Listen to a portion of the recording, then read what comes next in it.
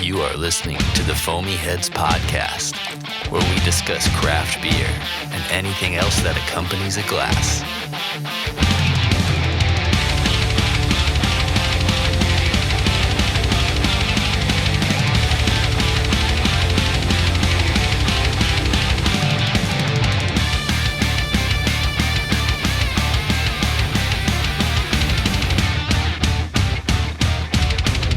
It is the Foamy Heads back in the building, back in the studio, as a matter of fact. Mitch and Rich hanging out on the mics today with our special guest joining us in just a few moments. About to pour up some good sudsy libations. Whether this is your first happy hour with us or if you're coming back for another round, welcome. Grab a beer, sit back, and, well, that may not work if you're driving. Probably don't grab a beer if you're driving. No, hold on to that thought, though. Yeah, don't grab a beer while you're driving. Follow us on our real time on our social media pages, Facebook, Twitter, Instagram, at The Foamy Heads. When you're done, head over to our website, www.thefoamyheads.com, to check out all things foamy. While you're there, hit the beer blog to see our thoughts on some of the less available brews that Mitch and Rich have been drinking lately. If you have a dedicated podcast app, you're probably already using it to listen to this one. But if you don't, you can find all of our episodes archived on the website as well. If we don't broadcast to your favorite podcast app, then hit the contact us page and let us know. Mitch, What up? what's up, man? It's good to be here. Good Yeah. to be talking about beer. Yeah. Feels like it's been a week already. Yeah. They go by so quick now. I don't know. It's just... The week as a whole goes by quick, but each day just kind of just drags on and on. I know it's been kind of a rough one, at least for me this week, but we're drinking beer tonight. So that'll be really exciting. As I mentioned earlier, we have a special guest in the studio today, Michelle from WISEACRE. Hi in guys, the house. thank you so much for having me. Super excited. Thanks for coming all the way. Michelle came all the way, 45-minute drive kind of, I guess, to meet us today? About 45 minutes. 45 minutes? It's all Okay. good. Michelle's the regional sales rep for WISEACRE, based out of Memphis, Tennessee.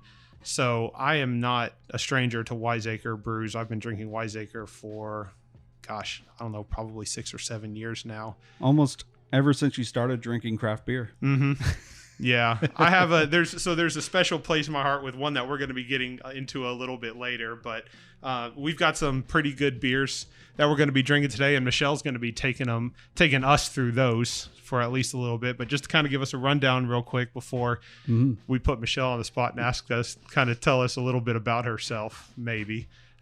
We have the Tiny Bomb Pilsner, and then we're going to be moving on to the Ananda IPA, and then we have a special hazy new IPA called Bow Echo that we're going to be getting into, and then the Gotta Get Up to Get Down Stout.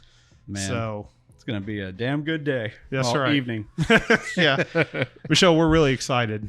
Thanks for having us I'm really today. excited to be here, so thank you so much for having me. You've been a WISEACRE rep for how long now? About 2 years, but my beer journey started all the way back in 2011. I started with the Flying Saucer then, kind of working my way through college, and that's kind of how I got my introduction into craft beer. And you know, I did the baby steps, kind of starting with the ciders and working towards the actual good stuff. Yeah. Nothing against ciders.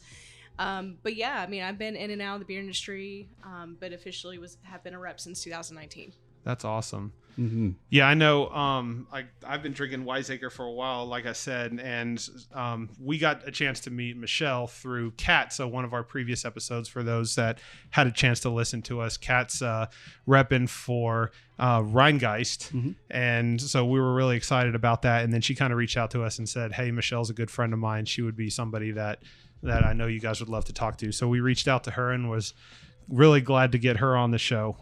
Speaking of, real quick, this is the first in-person recording. Yeah, I didn't even think about that. So, congratulations. Thank you. Last year and the year before has been kind of wild, just COVID and everything It's like all that. a blur, it seems like. Yeah, It's kind of weird even feeling like we're, somewhat getting back to normal. somewhat. I don't know if we're ever going to really be back to normal Very after true. this. I think we found a new normal. I think that's kind of what it's going to be. Yeah. Yeah. No, that's good. Mitch brought up a good point. So this is awesome. This is our first Obviously, I mean, Mitch and I, we meet often together. If we're just, if we're not doing remote stuff, then we're meeting together in person. But Michelle's the first person to come in and actually into the studio and meet with us in person. So that's kind of interesting. I'm super excited about that, by the way. Like, yeah, we've been wanting to do in-person stuff for a while, but we had USB mics limited to one computer and almost one mic with that most of the time. Yeah. So now we have a mixer. We look semi-professional. And then once we're ready to do it, yeah, a worldwide pandemic kind of hits and shuts everybody down. Yeah. And now there's like 20 of us out there or more. Spreading the craft beer industry community. The Middle Tennessee people really got all their equipment together too. So we're not the only ones out there doing that anymore. I want to go let's grab the first one. I'm going to grab Tiny Bomb. All right. Pilsner. We're going to open that up and then we're going to jump right in. Sounds good. Yeah, I can't wait for this. I think I've only been to WISEACRE in Memphis one time, and the I don't know if they've changed the artwork inside or not, but it's still just painted walls with murals and different things. Yeah, so we actually have 2 facilities now. Oh, wow. Something that we're super proud about. But yes, the original facility that was opened back up in 2013 is still there off of Broad Avenue. We call it the OG, the home beacon a little bit. But we did, were able, even in a pandemic last year, to open a 40,000 square foot brewing facility. So we went from a very, about 50 barrel brew system, 20 barrel brew system to a 200 barrel brew system. So once that kind of got at capacity, we were like, ooh, we're growing. So we need some more space. And, we've been around for about 8 years now and we're in 14 states and we're growing. So we're really proud. 20 to 200, that's a giant leap. Yes. Yeah. 20 barrels is not small by any means, but when you're jumping from 20 to 200, that's something in the middle of a pandemic. Yeah, no, it was amazing that was still able to happen, and just kind of speaks to our owners who, are very cautious and, very caring about the business itself. I mean, to give you guys a little bit of backstory, if you'd like to know a little bit about how WISEACRE got started, is it's owned by 2 brothers, Kellen and David Bartosh. They kind of got their love for craft beer by stealing their parents' rental car when they were teenagers and driving to Sam Adams. And they were just like, man, we really want to open a brewery one day. But they were very strategic about it. Kellen was kind of the businessman side of it, went off to work for a distributor. He used to work for Det here in Nashville. Oh, okay. Went on to work for Sierra Nevada in Nevada. And then Kellen went to Chicago, worked for Rock Bottom, and then went over to Germany and did the Domens University and all that kind of stuff. So you'll find with a lot of our beers in the German style, we're pretty superb to that because of his training. And I can get into some more detail about like the water source and stuff later. But that kind of, they kind of both went off, got all the knowledge they could on both aspects and came together and created WISEACRE. And they're both from Memphis, so they really wanted to keep it in Memphis. Nice. I haven't been to WISEACRE. Oh, okay. You said you had been the one time. Yeah, my boss, he did for, I guess it was at least 6 or 7 or 8 years. He did his own podcast about beer called Big Foamy Heads. Our inspiration. Yeah, I like it. So he's very familiar. He's from Memphis. So WISEACRE. If you guys ever get a chance to please come back down and see the new facility, let me know. Definitely. I might be able to join you. All right. That'd be great. I'd love to. I know. So I want to touch on a little something real quick while we're pouring up these beers. First off, the fact that I think, and maybe you can answer this question for me a lot, but you've got these breweries that are not big enough yet to distribute. They're not able to, if they do, it's kegs in the area or whatever. What we're hearing a lot of, especially through a pandemic, the fact that a lot of these guys have able to survive, that they've had to, if they haven't been already. I mean, a lot of these other guys, Bearded Irish does it, Southern Grist does it. You can find those guys in a lot of places. So their distribution footprint is relatively large in just their area and maybe the surrounding area. So a lot of these breweries credit the fact that not only were they able to just barely stay open, but they were thriving in a worldwide pandemic that we haven't seen in a long time is the simple fact that a lot of us guys like Mitch and myself were just at home, you know, and we can't go to breweries, we can't do, so a lot of these guys have had to pivot and do to-go sales, and they've had to get very strategic, or we were able to go out and buy their beers at places like grocery stores or beer stores where they were considered essential locations. So we were still able to get those because of that large distribution footprint. So. Yeah, I mean, we definitely did something very similar. I mean, I think most breweries during the pandemic, there had to be an overall shift in general. So many places were like, you know, if we can't keg and sell to restaurants, let's pivot to can sales. And you know, with the increased footprint of people coming into liquor stores and stuff like that, you know, if you were able to capitalize on your sales there, that's what really kept a lot of these breweries afloat. And then also being able to do to-go from the brewery or delivery is also a really big thing. I know that we did that in Memphis, but I know that we converted many of our product into higher can production, so that we can get it into liquor stores and stuff like that. I didn't think about that because there was always, okay, we've got our couple cans or a couple ones that we distribute, but when a lot of your sales, whether or not it's the bulk, but a lot of the sales come from single or maybe just brewing these, not one-offs, but just ones that you can only find at a brewery. If you go there, now all of a sudden you have to figure out, what am I going to do to make up for those sales? Yeah.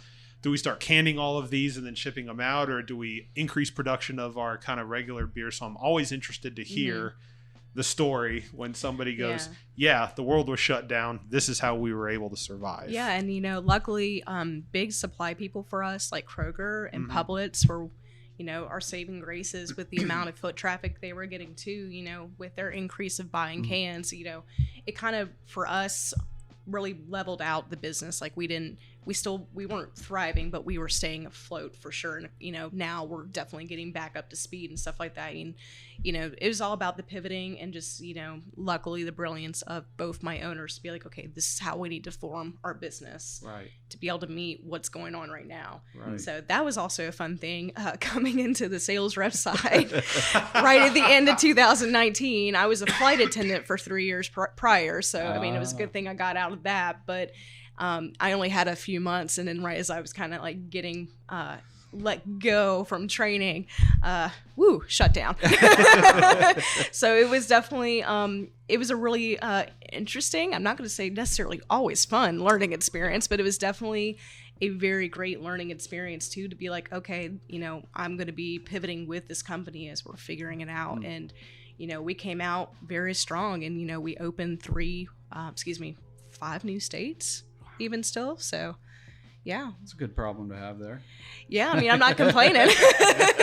And she's here today. Yeah, I'm still here. She's still thriving. She's still doing well. That's awesome. Yeah. I love hearing stories like that. I love hearing success stories, and you know, a lot of that is based on you guys' hard work. And yeah, owners have a lot to do with it. Don't get me wrong, because you know, without the direction of those guys, you know, in an instant a brewery could go under and something like that. Not taken away from that at all, but the fact that we've got hardworking people underneath those guys also that, you know, that are repping for, you know, our area, that gives us the ability to have those beers. Kind of similar to the ones that we're jumping into right now. So I think I grabbed the right one, didn't I? Yeah. Okay. Got it. I was about to say, it looks like a Tiny Bomb can. So that's the first one we're jumping into. So this is a Pilsner. Yeah, so this one is our flagship beer. It's the first beer that was ever brewed. David, my head brewer, calls it his little princess. He has kids, but this is his firstborn. There you go. But he spent a very long time during his brewing journey with learning the craft of brewing to perfect this. And so it's not very often that you get to see a craft brewery actually forefront a Pilsner. And be known as a lager brewery. And so not only was his achievements with his brewing schooling and all that kind of stuff a really big part of that, but I don't know if you guys, I didn't really know this whenever I first started working for WISEACRE, is that Memphis has a sand aquifer that gives it some of the cleanest and softest water in the whole entire country. Didn't know that. Yeah. When I remember being in training, I was like, well, you're telling me Memphis has soft water? Right. It's Memphis, you know, like, you know, but as you know, pour straight out of the tap, you're like, oh, this is really, clean tasting water. And so, the biggest part with anything in beer, as we all know, is your water source. Yeah, and so absolutely. if you don't have to spend all that time stripping it or getting it to the consistency you need for that style, whoa, is the world open for you, especially if you come with like a clean slate like we do. So you'll find with pretty much not only just Tiny Bomb, but almost any beer of WISEACRE's you drink, it's always going to have that really clean tasting, like, feeling to it because of the water source. Okay. So yeah. I actually, from my homebrew days, I knew about that. This is the water you always want to shoot for, whether it was, and people were so anal about the water supply that they were brewing with. And you hit any of these brewing sites where they're talking about doing their own homebrew, and the focus is always on, the starting point is always on water and the type of water you use. Don't throw distilled water into a pot and start brewing. Like, it's just not going to work, And so these guys, so I'm very glad you mentioned that about WISEACRE. I'm looking at Tiny Bomb.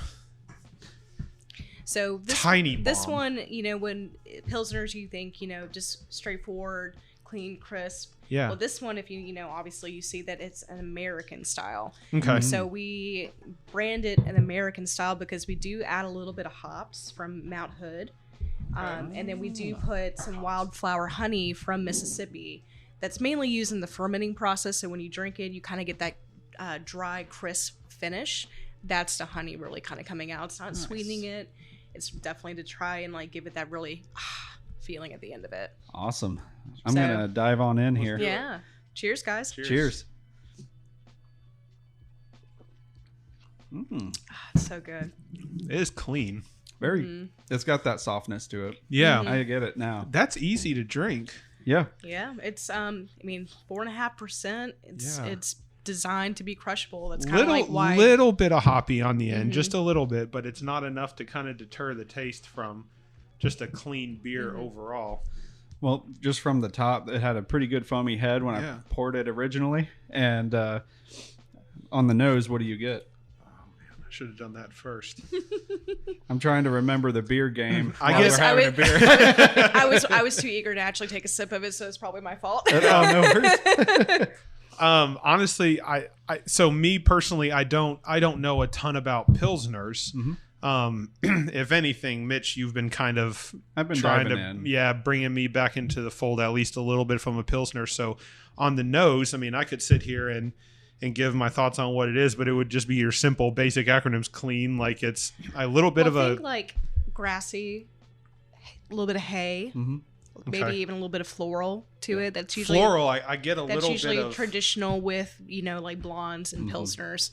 Those are your traditional kind of aroma factors with those. Pilsners are always interesting for breweries to make because, and we've prefaced this before. We've talked to a few different breweries. So I think Ryan at Living Waters was kind of the first one to talk about it. I can't remember if we talked about it when we were interviewing with Proper Sake, but it came up with Kat when we were talking about Pilsners. But we always like to talk, and we'll ask this question, I'm sure, of you too. But just to kind of go, it's very interesting when especially when somebody that we're talking to and they have the opportunity to kind of bring their own beer, the style of the beer that they want that's not theirs. Hey, if you're drinking something at home at night, what is it? It's not your beer. It's not something that you're repping. It's not a WISEACRE. Or maybe it is, but if it's not, what do you prefer to drink? And it's so funny to hear a lot of these, especially like the head brewers of these companies, sit there and go, nothing to me is better after a long day's work than just a nice clean Pilsner. And it's weird because you've got all these hop forward and these hazy IPAs. You've got these stouts that you can go a million different directions with. But then you have something that has a Pilsner and you ask them why. And the answer has always been the same for us. It's you can't hide a mistake inside a Pilsner. I was about to say you can pinpoint how well a brewery is by their Pilsners. Right. Exactly. You can't hide behind it. So yeah. I totally IPA, agree. I totally agree. Some hops in it. Or pizzazz it up with like, different types of fruit or something. Yeah. People are making milkshake IPAs. Right. So always interesting to try those. I have hit and miss yes. for me. Yeah. No disrespect to milkshake Right. IPA, but I don't No. understand them. Yeah. I just don't I get why quite they haven't exist. figured them out either. So Oftentimes, whenever I'm talking to people just while having a beer, if milkshake IPA comes up, it becomes one of those. What happened to just having a beer? yeah, and that's something too. Like I really appreciate about WISEACRE and working for WISEACRE is because we just want to make good beer flavored beer. You know, we want to stay within the style that it's supposed to be. Beer flavored beer. You know. But you know, you'll see with Tiny Bomb, you know, other than a little bit of hops and honey, true to style. Got to get up. You know, we'll talk about that because that one is a little bit more of a unique story and situation. But Ananda, our IPA, just supposed to be just a true to style, clean, crisp, refreshing IPA. Just kind of like nothing too fancy with it, and stuff like that. Staying to what the style is supposed to be, kind of like, you know, how it was created to be, is always fun too. And I think a lot of breweries are starting to kind of get back to those roots, To the basic Yeah. styles. Yeah. Mm-hmm. Basic. That's a bad word. I mean, like the original style. Mhm, the OGs. Yeah. The OGs. No, that's a good point because, you know, you've got some breweries, and I think of one or two off the top of my head that, you know, how many names can you throw behind an IPA? Or if you have a stout and you want to start mixing sour IPAs or sour stouts and stuff like that, which is fine because you're looking for something new and unique. But sometimes you just want to walk into a location and you see IPA, hazy IPA, stout, Pilsner, pale ale, American pale ale, you know, something like that. And you go, okay, I have 8 choices, 9 choices. Perfect. I want a flight of every single one of them. Like sometimes it's good after you're stressed and you have a struggle day or whatever, and you just walk into a brewery, or you go to your fridge and you go, you know, I don't want this pineapple sour black stout IPA, or Well, you know, one of the other caveats to a Pilsner is they shouldn't be extremely pricey when you get a pour, because a lot of these places you go get craft beer, you're going to be paying $7 for a pint versus a Pilsner, typically a little lower. But it kind of, I mean, Nashville's changing a little bit. I was about to say it kind of depends on where you go in Nashville, Yeah. dear, because I've seen the Pilsner being poured for $7. Yes. And I'm just wondering, it better be damn good. Like, you know, it's like, but you know, someplace I kind of miss getting a easy, light ABV beer for a low dollar. yeah. And I feel like Pilsners should fit that category. But Well, I mean, I think that's essentially why they named it Tiny Bomb, is because it's tiny but a lot of flavor. You know, kind of like, you know, low ABV, you know, low, you know, relatively, you know, price conscious, but packs so much flavor. So exactly, you're not compromising that at all with it. It's really good. I've continued to drink on it, and I really enjoy, you know, now knowing more about the aqueduct and everything. I feel like it's really kicking into gear while I'm drinking through it. So I think I've had Tiny Bomb in the past, but my palate wasn't really ready for lager or pilsners at the time, because I was very much into hops at that point in time. IPAs, double IPAs. How high can the ABV go? Yeah. I feel like everybody at some point wants to know how high you can go with that, and then they start trickling back down and going, nah, let's stay down here. Yeah. Let's just stick to this, and it's, you know, you can get through it and still drive home, you know? Yes, I think it's a young craft beer drinkers mentality when they first get into it. You know?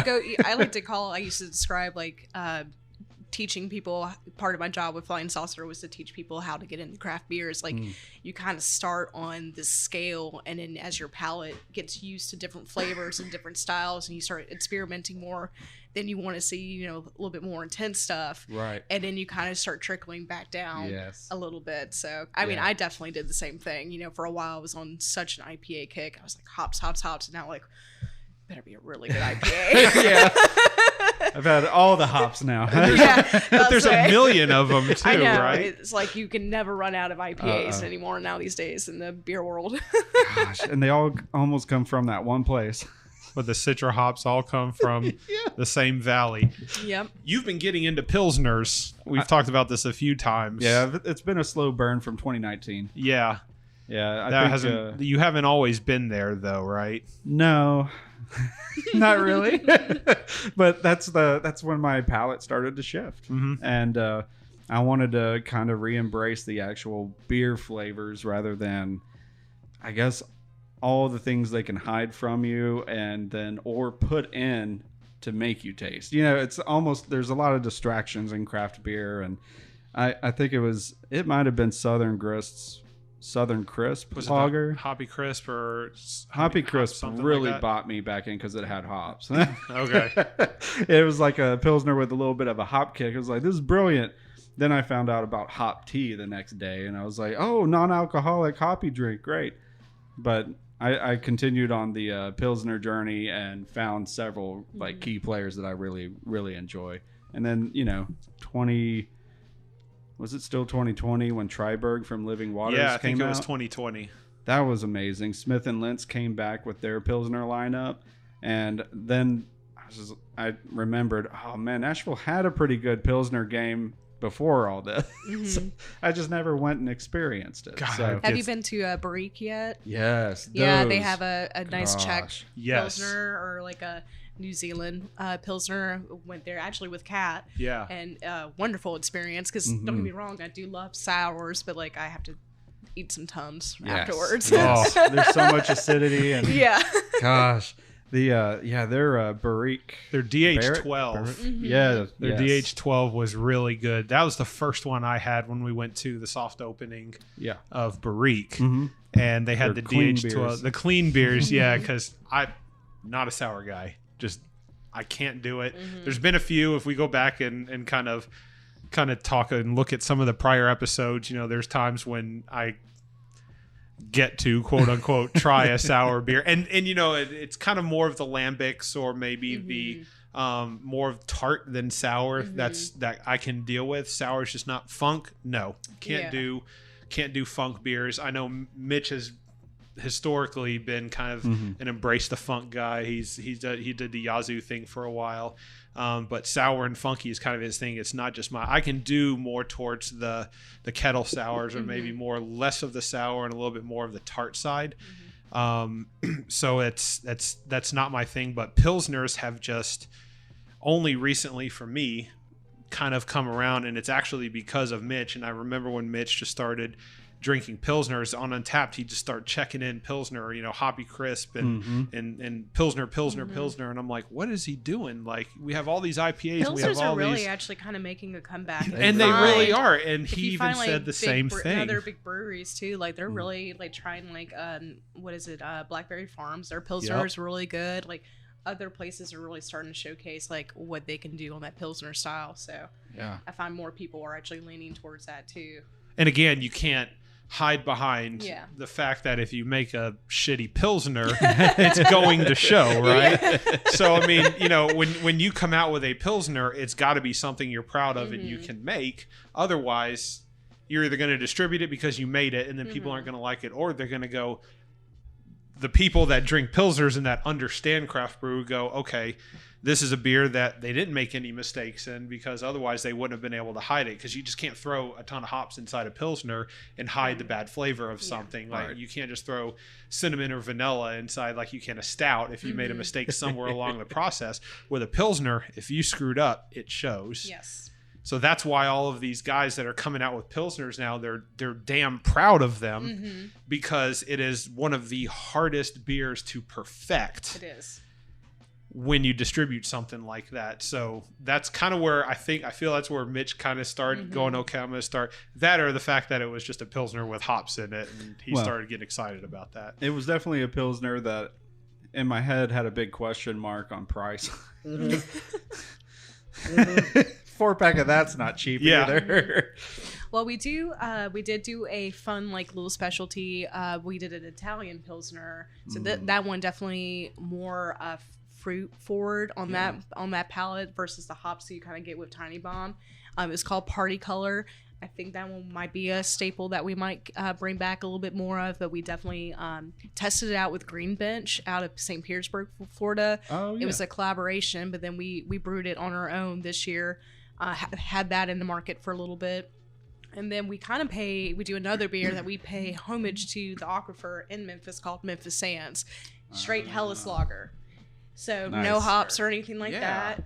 Still 5%, all that good stuff. But it is a a thank you to the wonderful water source that Memphis gives for our beer. So Nice. and that one I'll is have here. to find that one. And it's year round. Yeah, can we so, get that? Yeah, it's year round here. Okay. You can find it in Kroger. Most liquor stores will have it. It usually comes in a 12-pack, but it's, still relatively priced well, just kind of like Tiny Bomb is in the supermarkets. Nice. I'll have to check Total Bev because I know they do a lot of singles. Yeah. Surely they'll have a single or able to do singles with that. Yeah. If not, it'll be in a larger pack, I'm assuming. Yeah. Craft Brew does a single kind of shop where you can break apart stuff if they've got Are you it. talking about the Total Bev in Murfreesboro? Mm-hmm. They should have it. Okay.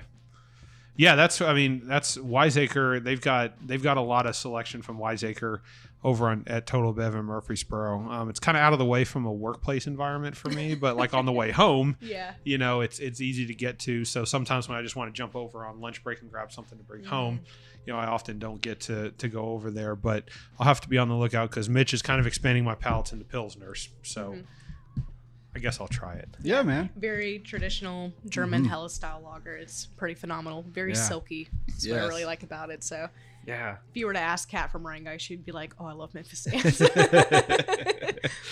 Yeah, we need to go on a little journey through Nashville on Pilsners and stuff so you can get the full range because there's a few places that have a German specific style Italian, then there's the American, and there's just like slight nuances. Mm-hmm.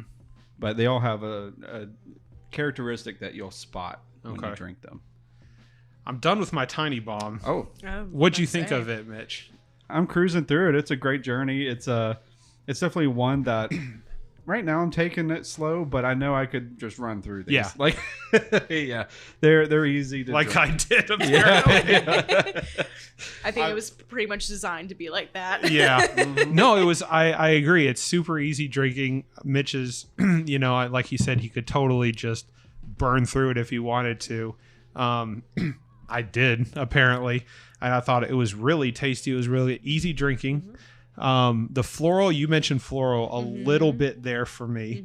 I'm not huge on picking out flavor profiles in Pilsners, but I was able to find that the minute amount of hops that were in there, 35 IBUs. I think, on tap says 35, 4.5%. So easy drinking, only just a small amount of hops in it that for me, it was just perfect because clean, easy drinking, and then just kind of hit me with a little bit of a hop profile at the end. I really appreciated that. And then the honey is really what gives it that really nice kind of dryness on the palate once you take a full sip. And none of the that. flavors really conflicted with each other either. That's what I liked about it was, whether or not I was focusing on one flavor would kind of be what I would experience, but I never really took a sip and went, there's too much going on here. Everything's kind of fighting for my taste. It wasn't any of that. It was just clean, crisp, a little bit hoppy, some floral, and then finished a little bit honey dry at the end, and that was it. And that's just kind of like kept me going. It's got that good mouthfeel and a clean finish to it. Yeah. So it's like just crisp. Yeah, you said crisp. So I feel the same way. That was perfect. That was a great first beer to kind of start out on. I'm glad we started with that. Yeah.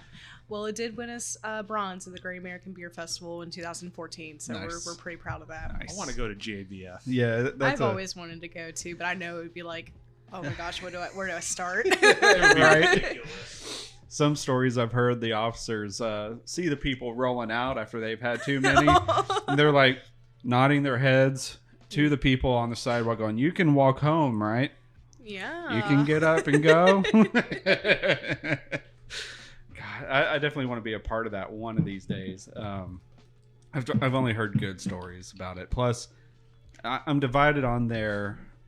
I don't think it's early access, but you can pay to get like the extra, or I guess it is an early access for all the stouts that they have serving there. Gotcha. I forget what they've called it because I was hearing about it from several people. And I was just kind of, how do you get it? Is it that much more? Or do I really want to do that to myself? Because I'll be checked out before the afternoon starts. Because everything there was high ABV from what I was told, stout-wise. So even tasters, those typically don't get filled the right way anywhere. Let's say that's kind of the beauty of the beer festivals. Exactly. It's no secret, but it's a wonderful thank you. Thank you for coming and drinking the beer, I guess. I don't know. It's great. I definitely want to go. I think I sold myself. I'm going to go and participate in it all. We'll talk to Dick and see if he can try to get us next year if he still has any pull. I don't know if he does. Yeah, I spilt my water. I'm gonna get some paper towels okay. real quick. But you're pouring the Ananda. Yeah, Ananda. we're pouring Ananda, so that's the next one we're gonna jump into. So, full disclosure, I've had quite a few WISEACRE beers before. So I am no stranger to WISEACRE. Got to get up to get down. You mentioned you kind of have a little bit of an interesting story on that. Yes. I too have an interesting story on that. Oh, I'm so excited. It's nothing super exciting. It's just, it's a very interesting take into bringing somebody into the craft beer fold with a beer like that. But that being said, Ananda never had it before. Okay. And it's one that's readily available. Yeah, Ananda's, pretty much anywhere. Ananda's been around pretty much since Tiny Bomb has been. It's one of the second beers that we made whenever they opened up the brewery. So like the first three that we really started off with really heavily was Tiny Bomb, Ananda, and Gotta Get Up. I mean, now we're up to 7 year rounds, but those were our 3 main year rounds for the majority of our beginning phases until we kept growing. Sure. So Ananda, just to give you a little tidbit about the name, is Sanskrit for bliss. Oh. So it's supposed to be you get a blissful experience when you're drinking it, of course. Blissful experience. But yes, so this one is the one that we really just try and stick to, just true to style. Hops that we use in it are Cascade, Centennial, Bravo. We use a little bit of American malted barley and flaked wheat, so you kind of will get like a velvety texture and a little bit of mango whenever you try it as like part of the flavor. But 6.2% or 6.1, 75 IBUs. It is phenomenal. I honestly don't get me wrong, I like hazies and stuff, but whenever I sometimes just really want a really good, just awesome IPA, I reach for Ananda. Nice. You're right. It's not hazy. No, this one's not hazy. Not at all. It's not going to ever be hazy. We're just going to always keep it as it is. We're the same it is. Yeah. 75 IBUs, 6.2. Boy, that does smell like a regular, no, it sounds like the true definition of an IPA. Yes. You can taste, these hazies and juicies and all that kind of stuff. And so you're definitely you can look getting at back it and into smell your it. grapefruit Yeah. aromas, a little bit of your pine, kind of like your baby steps of starting with IPAs. Yeah. So those are the two big aroma factors you'll get. But whenever you taste it, you'll definitely get a very velvety, little bit of fruited mango in it. I like the nose. I could smell it when I opened it. Yes. Thank you for saying that, because I noticed Oh, the yeah. same thing as soon as I popped it open. Yes. I was like, whoo, okay, I know I'm mixing for a good one. It was blissful. It was very blissful. 6.2%, 75 IBUs. Jump in, Mitch. All right. Good foamy head, by the way. Head retention wise. Still sticking around. Oh, that's clean. You- I mean, it's just... I didn't pour everything in there, by the way. Well, you My had beer a looks very- halfway done. I didn't drink half of it already, I promise. You had an aggressive pour. I did That's have an right. aggressive pour. My foamy head's kind of He was staying just- around he a was little very bit. excited. I was Let's be very real. excited. It's been one of those days, and I was just ready to get into a beer. Apparently, the first one was not enough. I had to go for another. Well, the cool thing is it's the beginning of the week, so we're kicking it off right. Right. Let's jump into a sip. So you definitely still get a lot Yeah. of the characteristics of what flavors that you would normally get with an IPA. That little bit of mango, a little bit grapefruit, a little bit of pine, but you do get that kind of velvety texture with a little bit of a more tropical flavor, like the mango. Definitely. Yeah. Centennial, for sure. Yeah.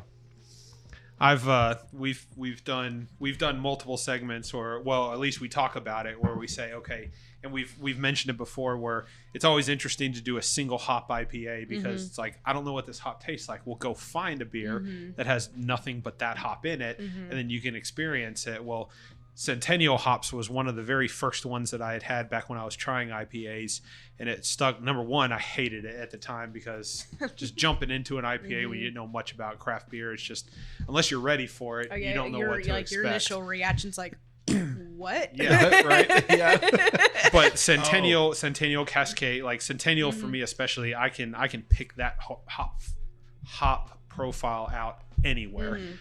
Citra I can do, Centennial I can do, Montica hops are typically something I can pick out. But yeah, this one's very forward on the Centennial. And you're right, grapefruit. I get a lot of grapefruit in this beer, but it's super clean to drink at the same time. Like I have to watch myself from just slamming it back. The water source. Yeah. So Man, clean water. it's the key. That's the key. so on the IPA thing, like when you first venture into IPA, Yeah. I think we haven't talked about this probably in a year or so, but the IPA that pulled you in. Oh. Okay. Go ahead, Bell's Michelle. Two-Hearted. Oh, good. Nice. Nice. Interesting. Because Bell's they always Two-Hearted. win. I just remember, like, Dude, working at Saucer and just, like, kind of going through that process. Of course, liking more of the fruitier stuff to kind of build on it. Yeah. And then one day someone put a Bell's Too Hard in front of me. I was like, I'm not going to like this. I'm not ready for IPAs. I drank it. I was like, oh my God, this is amazing. It's good. It's good. And then that kind of, like, kickstart the IPA journey for me. It's kind of, like, interesting to experience. Like I always tell people as they're starting to get into craft beer, like you will really be surprised how your palate builds. But to experience that was like really unique because you were like, I'm never gonna like IPAs. Right. Like, Yeah. keep trying, you'll get there. Bell's Too Hard. It has a way to convince you compared to a lot of other IPAs out there.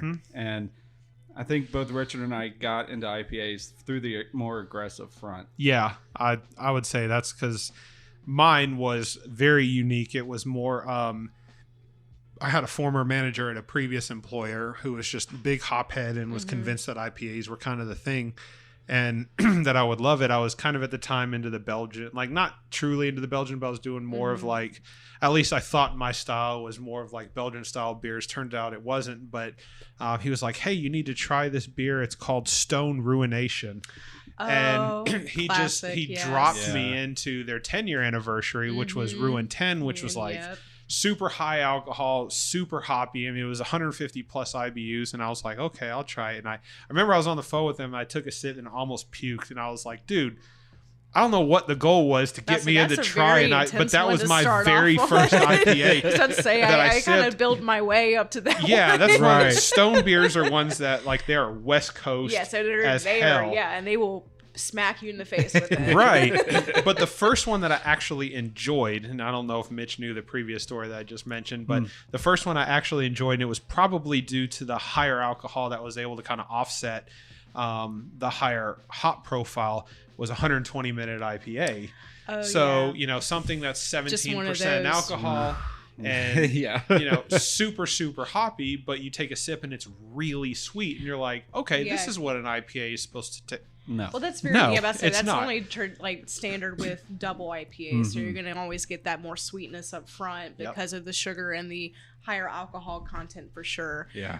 We do a double IPA called Adjective Animal. That's kind of like the sister to Ananda. Definitely not as hoppy. You definitely get a little bit more of that sweetness with it. What was it called? Adjective Animal. Adjective Animal. Okay. I'm going to have to look that one up. Do it. I'm very interested in that. I I have had that before. Yeah, you're gonna say. I like that. I was going to say, well, the picture right here. Yes. That one was solid. I enjoyed also that. Centennials in that one. You will find with our hop stuff, we do like Centennial a lot. Heck yeah. And Bravo. Mine was Hop Slam with Bell's. I forgot about that. Yes. Oh man, there was have you ever been to the Beer Cellar in Nashville? Downtown Nashville. Yeah, yes. I don't think they're open after what happened on Christmas, but okay. I remember I was walking back with some friends after a Nashville soccer game because we're big soccer people, and they were selling Hop Slam by a pitcher. Oh, Do not pitcher? Do not recommend if Holy you want to be able to crap. function the next day. But for the time being, I was like, Isn't this that is close to, awesome. like, 10% or something Right. like that? Yes, like I said, I thought it was a good decision at the time. I did not think it was a good decision the next day. I think anybody would consider that a good decision. It's just kind of like a reminder, like, hey, those high grab ones, they'll sneak up on you. They do. Wow. They do, and they will. Like, Hop Slam was the one that I forgot about that. it was weird. Don't get me wrong, I still love it, but I was like, whew. That one. A whole pitcher. Did you finish the whole pitcher? I mean, I shared it with people. If I did, I would have not been walking out of there. So. Yeah. Michelle might not have been here today with us. I have been. I forgot I have been there before. Oh yeah, it's great. I hope it comes back. But, Yeah. I know for right now, after what happened on Christmas. You talking about the AT&T building and the bombing? Yeah.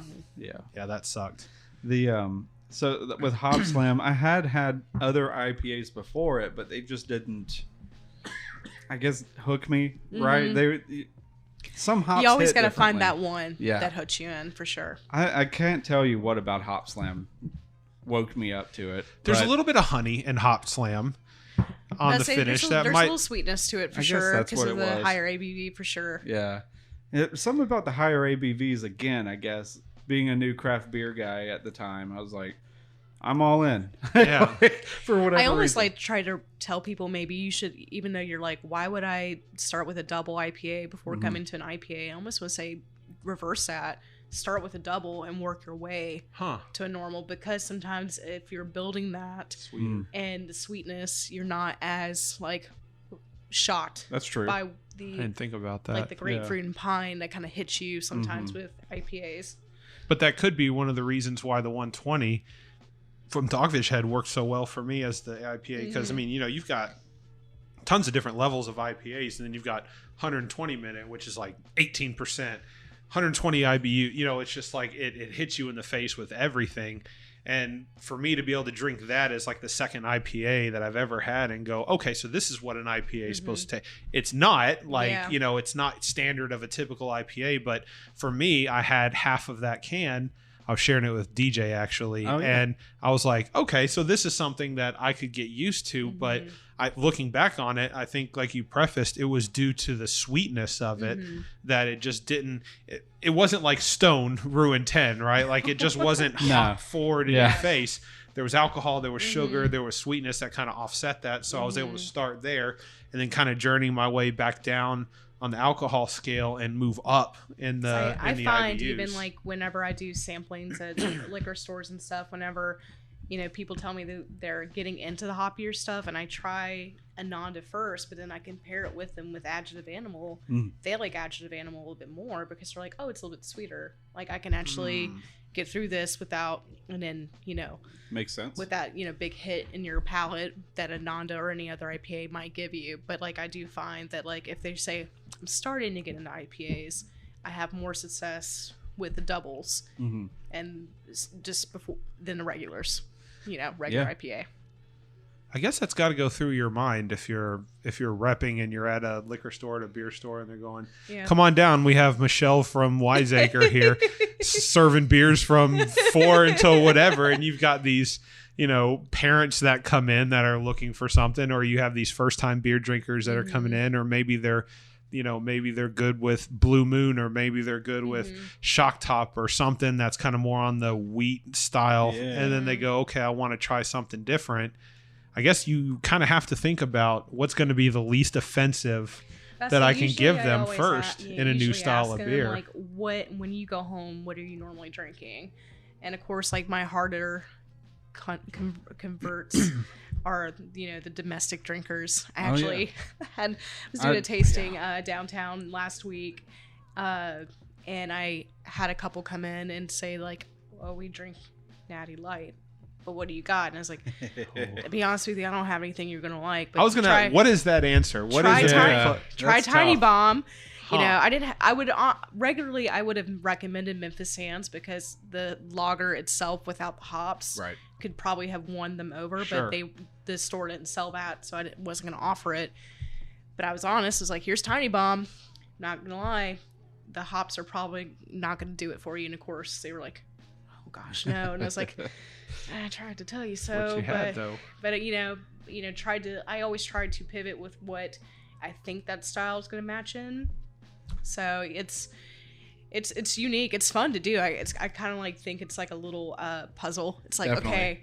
And a lot of that training too came from Flying Saucer because of the intense training they gave you. They kind of taught you, on the scale of beer, starting from light to dark, you find what a person sticks to, and usually you can pivot 2 styles up or 2 styles back and still stay within their tasting profile. Makes sense. Yeah. Yeah. Yeah, I've got one difficult friend who hates beer. And I'm right here, Mitch. Oh, hates beer. Okay, sorry. Yeah. He's adamant that he doesn't like beer. Okay. Adamant. Yet Ciders, he might like cider. like Slambits. He likes sweet, or what is it? Twisted tea. Oh, I know. It's a difficult thing. I'm telling you, man. I see your face. If you include this on your YouTube channel, pretend I didn't just make that face. Yeah, it's like, oh no. that's the reaction I expect from that. tea. Like, come on. Hell yeah. And it's like rum, and I think right now his thing is tequila. Like, well, what about beer? Is it that you don't like? Do you not like hop and malts? What is the ingredient that turns you away from any beer in general? And he doesn't know the answer because he decided he didn't like beer. And like, there's many styles out there. You have to just go get a flight, all just small pours. Just try them.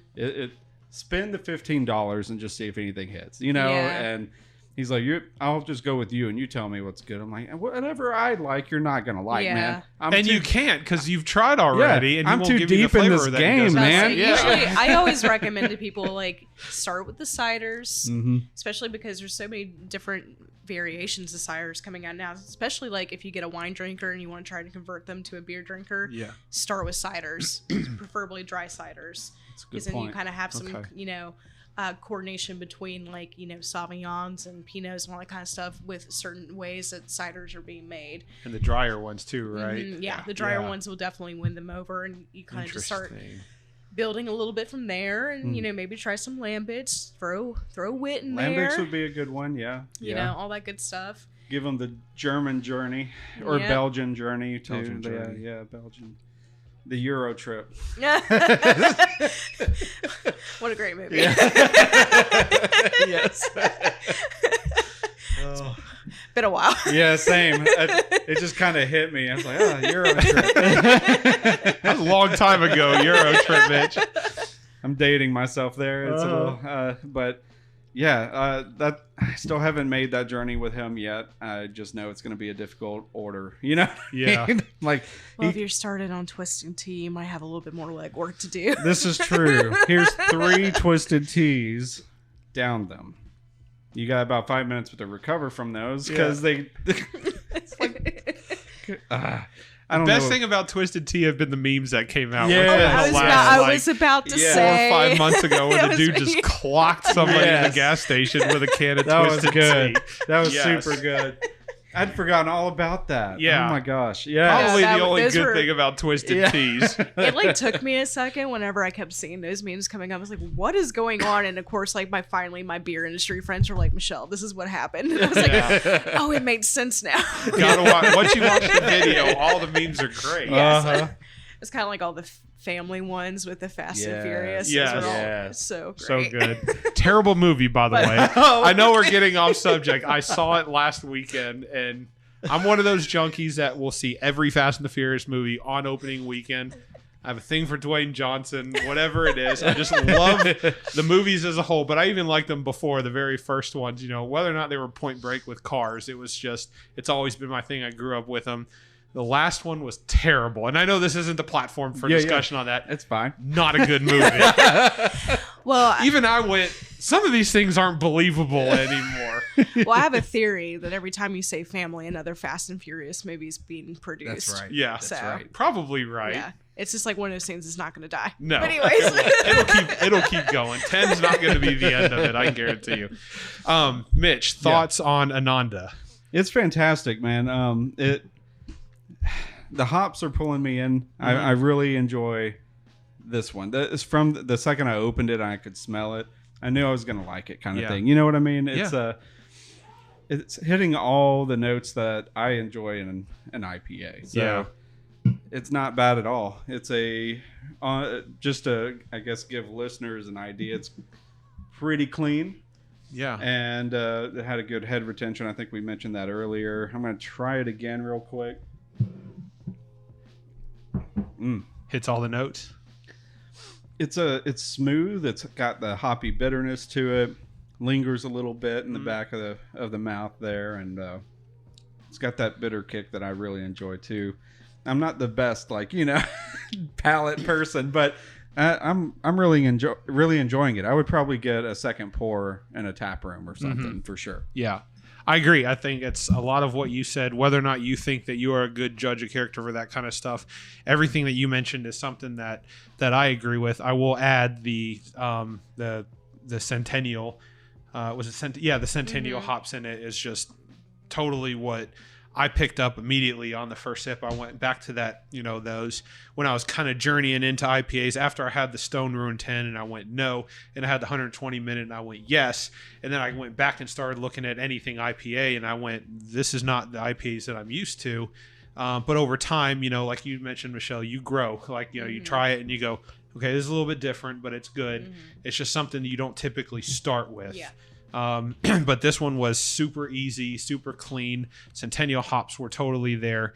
If I don't pace myself, I'm probably going to be careful. So while I probably have half the can left in this, I don't want to finish it because you just busted out our next one. Yes. And I'm really excited to try it. But I know this sounds weird. I want your take on Ananda before we move on, even though you're repping us tonight. I want to know what your take is on it. For me, it's honestly one of the favorite, even in the whole WISEACRE portfolio. I would definitely buy it even if I was not repping for WISEACRE, just because it's traditional. It sticks to what an IPA needs to be.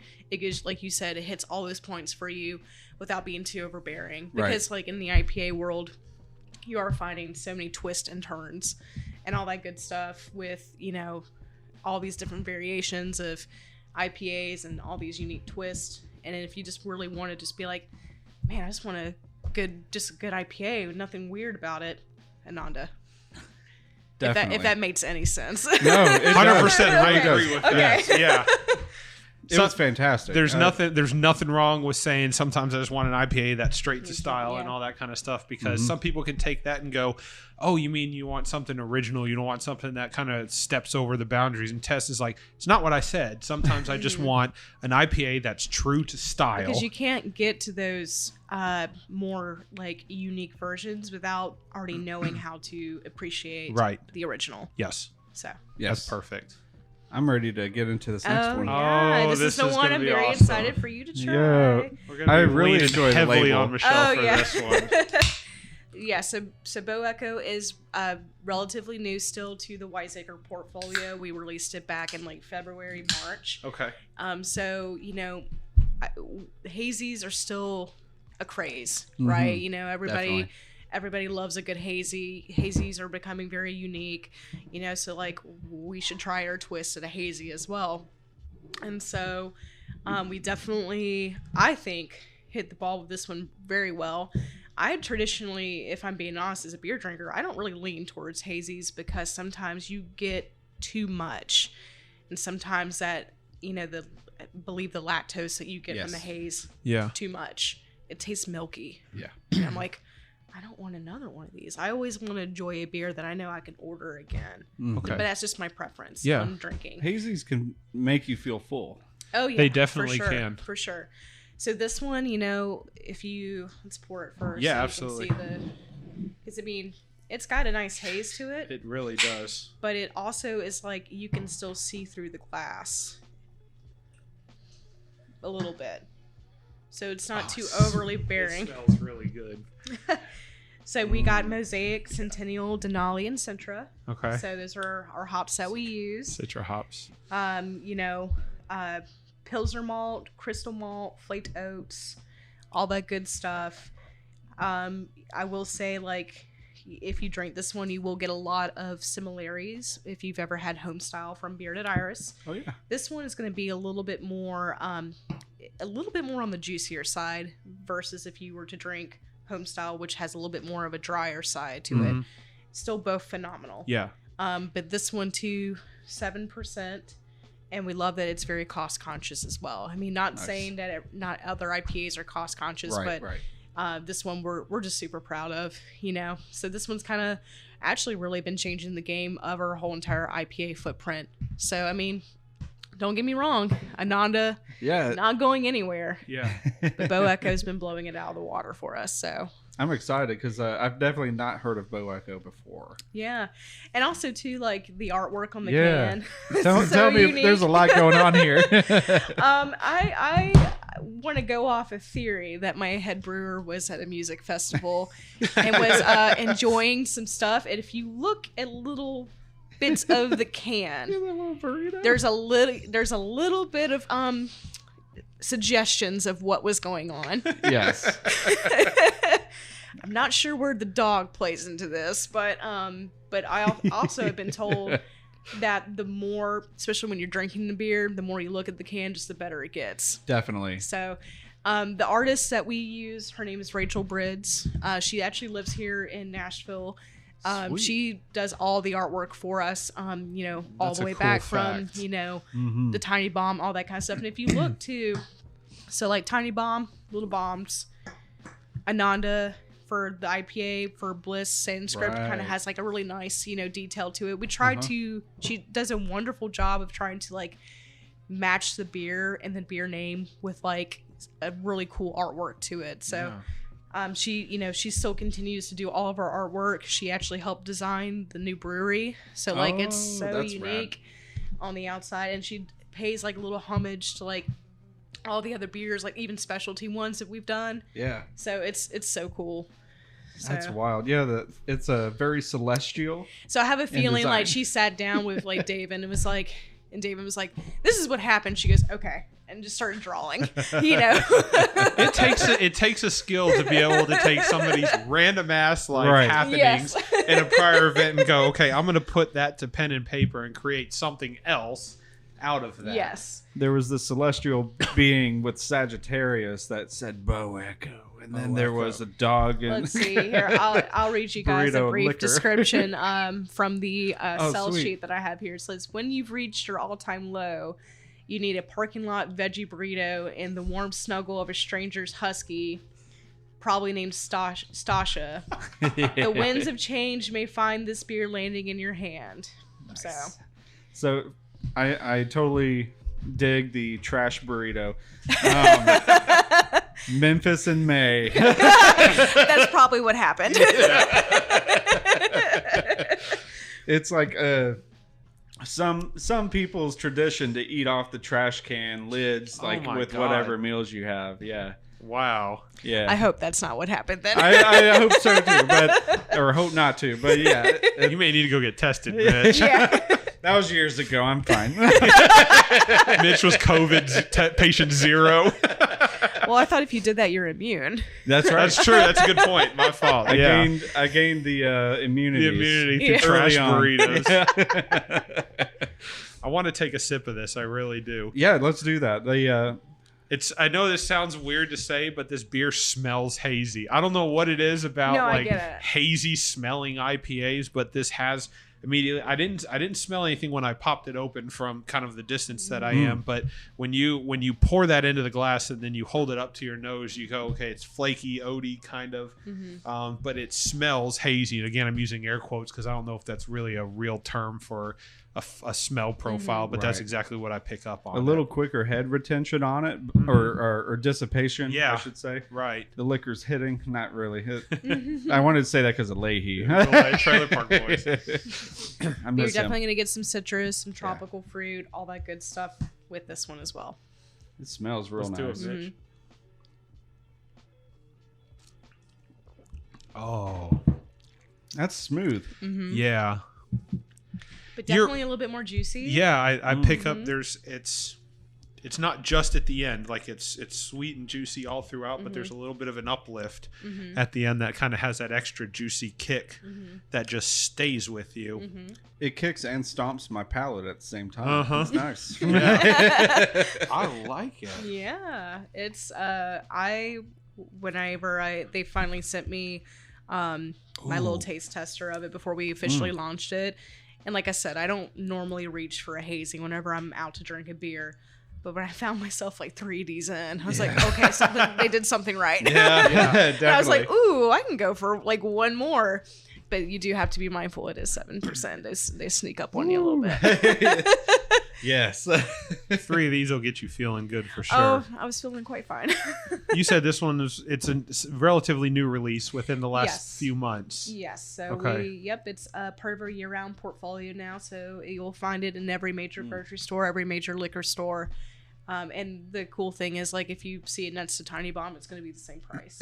So we Nice. really wanted to be competitive on that front without compromising any quality. Right. Excellent. I want to switch gears for a second, Okay. if I can.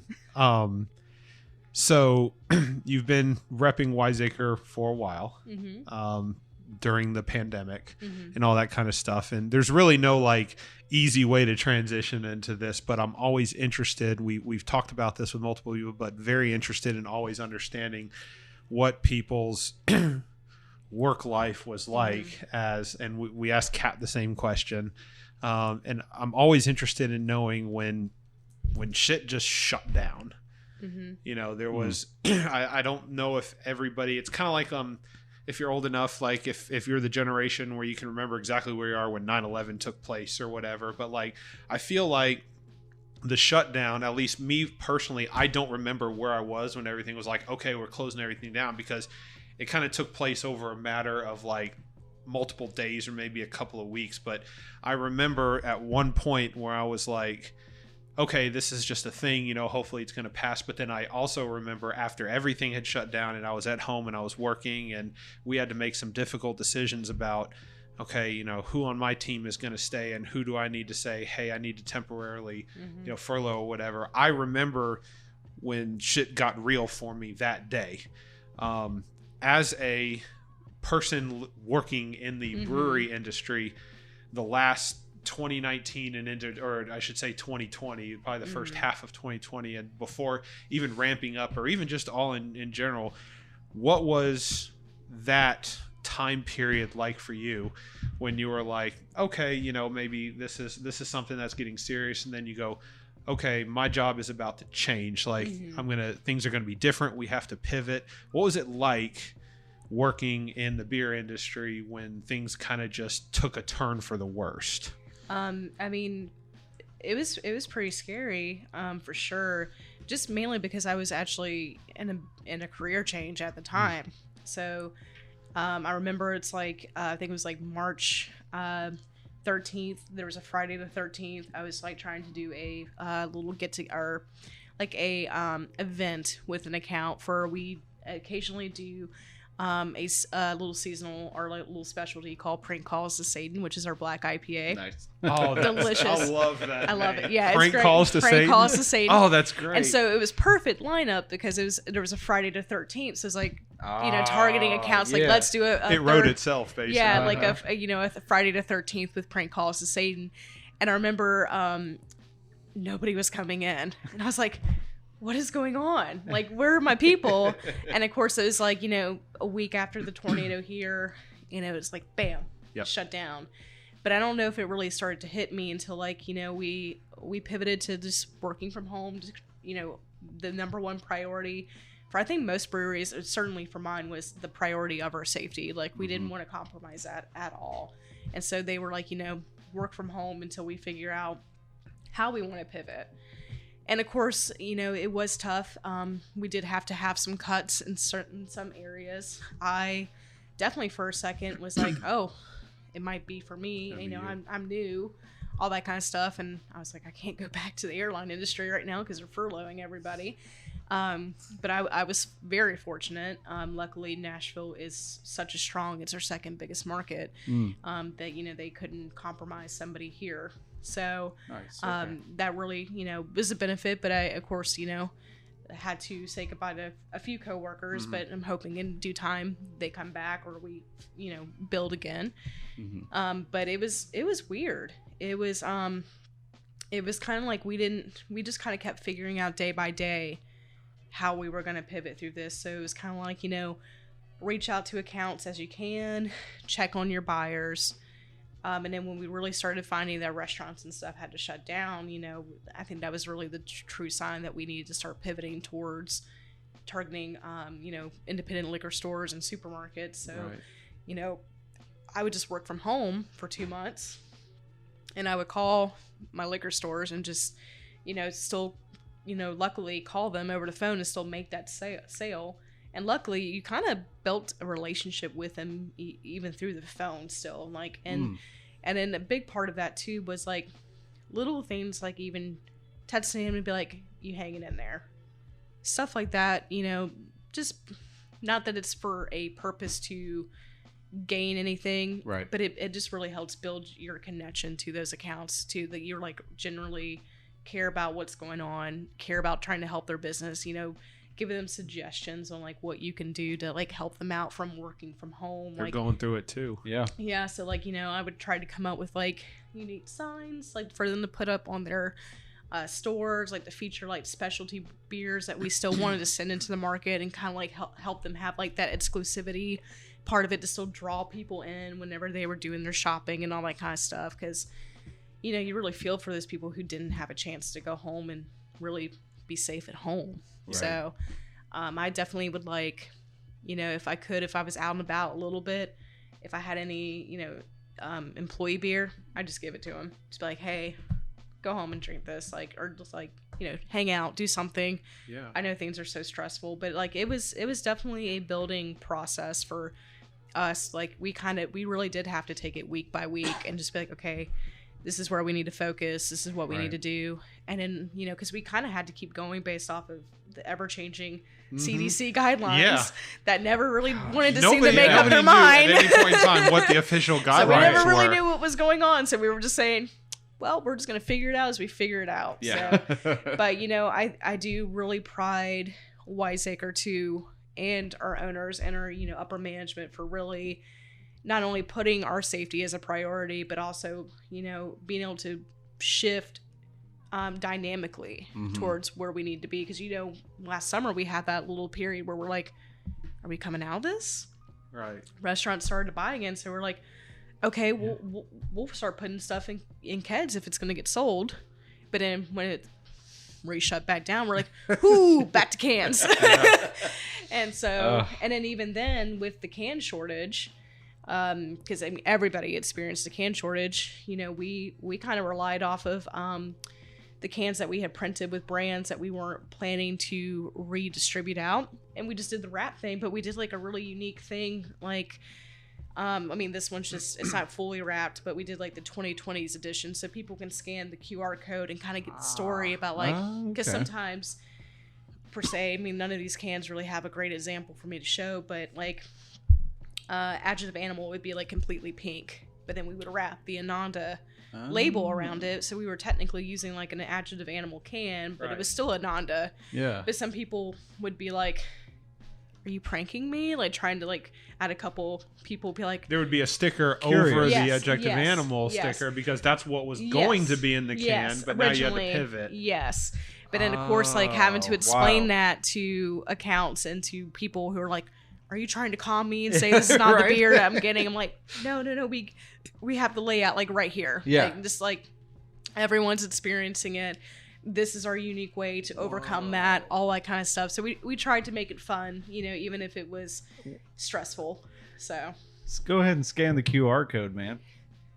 Okay. It's cool. I think this one's gonna work though. This one is literally the Bow Echo. Well, I've been curious because every can has had a 2020s edition, and I was just kind of like, okay, read more about the visual dissonance of our current cans. Yeah. It's like, what happened there? But yeah, and like I said, it's like these, because usually they're fully wrapped. Yeah. So it would be like from the top of the can to the very bottom. Oh, okay. So I guess essentially like we couldn't reprint new stuff, especially like new beers that we wanted to come out with, unless we had already printed it in the past. Yeah. And so we were kind of combating that with, well, then just wrap it.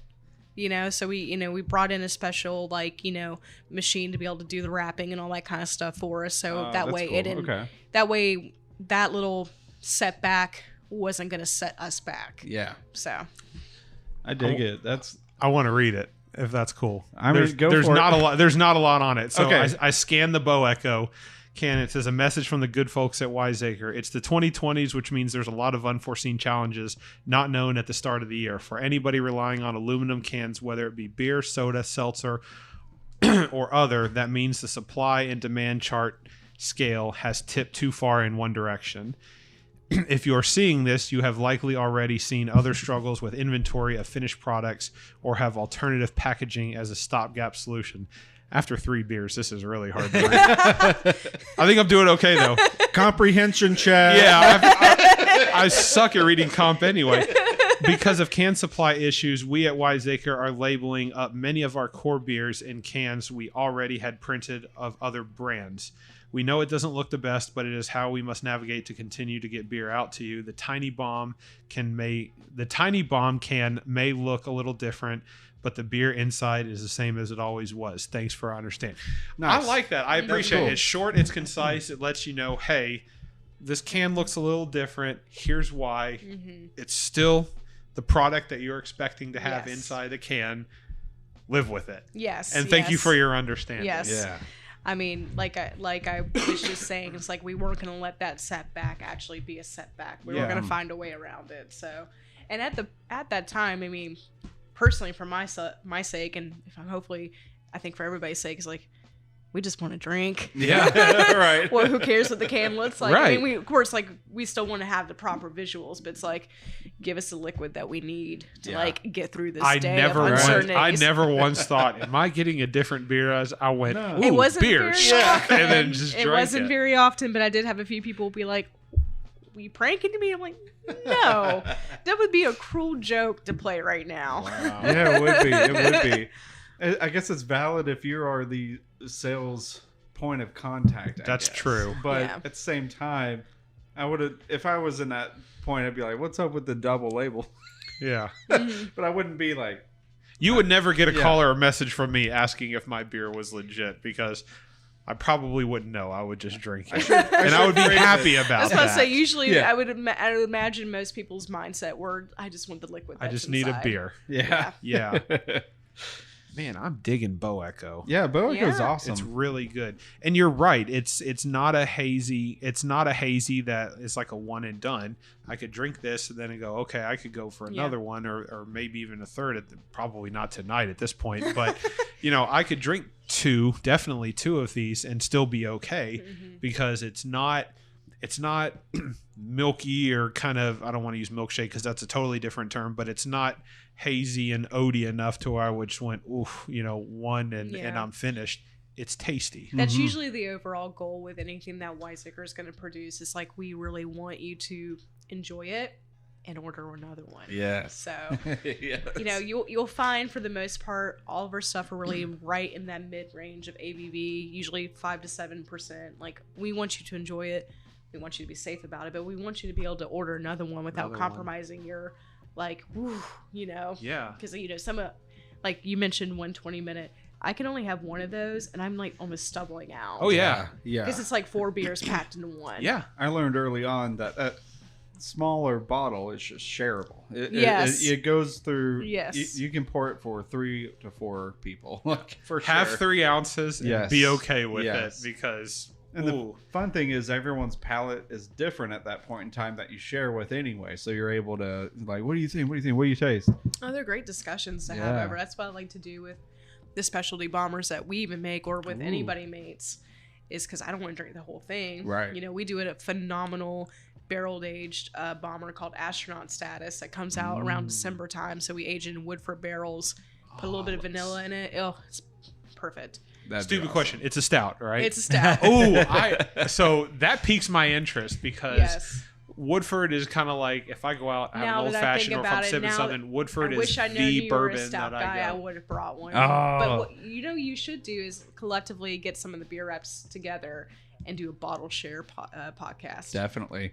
It's been on my mind. Yeah, 'cause I've got Mitch a has few mentioned things. it a couple of times think it's before time to do already. that. Yeah. All right. Because I think that's how like most of the beer reps feels like. We're so happy like we get this as a benefit to being with the brewery. Yeah. It's like, but we want to enjoy it with other people. We want to get people's opinion because like we come out with different variations of it. This year we did the normal with the Woodford barrel, but we also did a tequila aged barreled one too. Ah, interesting. And that's also been sitting in my fridge because like I want other people's opinion on it. Yeah. You don't want to drink a whole bomber Yeah. of that by yourself if you can No. split 3 or 4 bombers Yeah. with multiple people. Because beer is fun. Beer is meant to be enjoyable with other people. I Exactly. mean, beer is like a definition of like the original social drink. Yes. If you really think back to its history, The I mean, that's what it culture was is just- designed to be. Yeah. So, We can do that. I think that's got to be on the schedule then. We'll set it up and we'll reach out to you and Kat and Oh, try I'll to say get something definitely together. do it like Trouble. around like winter time because that's Yeah. when all the specialty like winter Yeah. warmers come out for Yeah. sure. So, I definitely will go ahead and keep that set aside. Definitely. We'll start putting some together and try Yeah. and find a good time because That'd be a good time. that one might. I'll set up a recording ring and everyone will have to get their little 5-ounce pour or whatever, and then I guess we'll rotate Yeah, it's the only way to do it. because I can't set up 20 mics or whatever. Yeah. You know what I mean? Oh no, I got you. No, I got you. But we can make a good time out of it, and we'll just be the central two people, I guess. Mm-hmm. Or if we grow, we'll have more people. But it'll be a good time, that's and something to consider. if anyone wants to talk about the beer and That's push what we'll whatever do. they want, kind of thing, it's like that'd be a fun time. It'll be like a live event. You should do it for like an anniversary show. Yeah, that'd be good. Mm-hmm. And there'd be a lot of beer that night. Yeah. Yeah. I'll probably put up something that'll be like a live little video feed, but it'll be from the mics. And anyone doing the beer share can just walk in over and grab a mic, talk about it, and leave when they want, kind of thing. It might be a free, I'm gonna finish this one. I should. but I feel like after maybe 10 drinks, we're gonna be like, "Who wants to talk?" I'm about to say maybe just like you keep your group small. Yeah. maybe. I this is just thinking if it's There will be too many beers for just the few Oh, yeah, amount yeah. of people that Yeah. will be here anyway. Well, you can always. It could just be a virtual one too. that's true. That way, everyone's at home doing it safely. Yeah. That's true. But maybe like, and luckily, for the most part, the majority of the beer reps are very friendly and like we all work together here in Nashville, so we already bottle share with each other a lot anyway. So it definitely could be like we could bottle share with each other, but make sure you guys get some as well. Yeah. Cool. So I love so touching on that real quick before I always like to put Mitch on the spot about how he liked his beer after he finished drinking. I seem to do it every single time, but before I get into that, the Nashville beer scene is so strong right now, and you've mentioned this many times, Mitch, but Yeah. like Nashville 7 years ago, 8 years ago was not what Nashville is today from a beer standpoint. You had your OGs, like you had Yazoo, and they were the Linus Hall, and he was pumping out at the time just different beers all the time, and and people are going like, what is this? What is it, all this stuff? Now I kind of feel like they're focused more on they have like the Embrace the Funk, and then they've got like their core beers, and they're starting to come out with some other releases, but at the time when they were doing it, nobody else was doing it. And then you have other breweries that started coming into the fold. You had Bearded Irish, you have Southern Grist, you've got Living Waters, you've got just all these, and even sake breweries, in Nashville are doing beers now. They had to get creative because people weren't coming into their establishment to do sample flights of sake, so they're making beer. Byron was a really good example of that with proper sake. He's making beer, so the Nashville beer scene is just wild, or Tennessee in general, because WISEACRE has, for me, when I discovered WISEACRE, it was already readily available to me.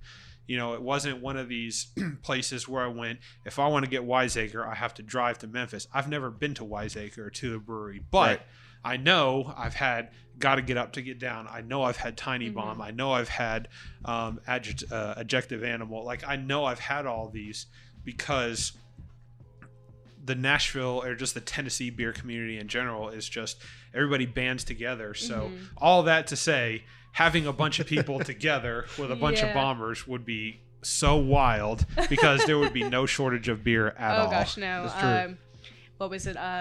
The Nashville Brewing Company, their rep Anna, phenomenal. I adore her. She actually put together for Christmas time like a 24 days of beer Christmas for us, and where yeah. we all submitted in like a case of a beer that we wanted to showcase.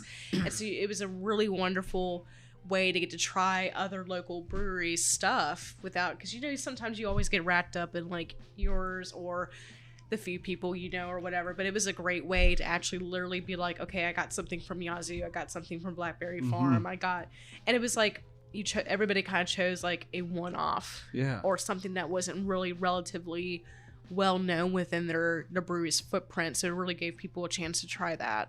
It was great. It was an amazing idea. Like, I was like, go you, girl. That's awesome. So Mitch, the Nashville Brewing Company was the Nashville Bock beer that we had that night when we were having cigars out on the back deck, and we were like, this Bock is really good for its style, and we couldn't figure out what it was.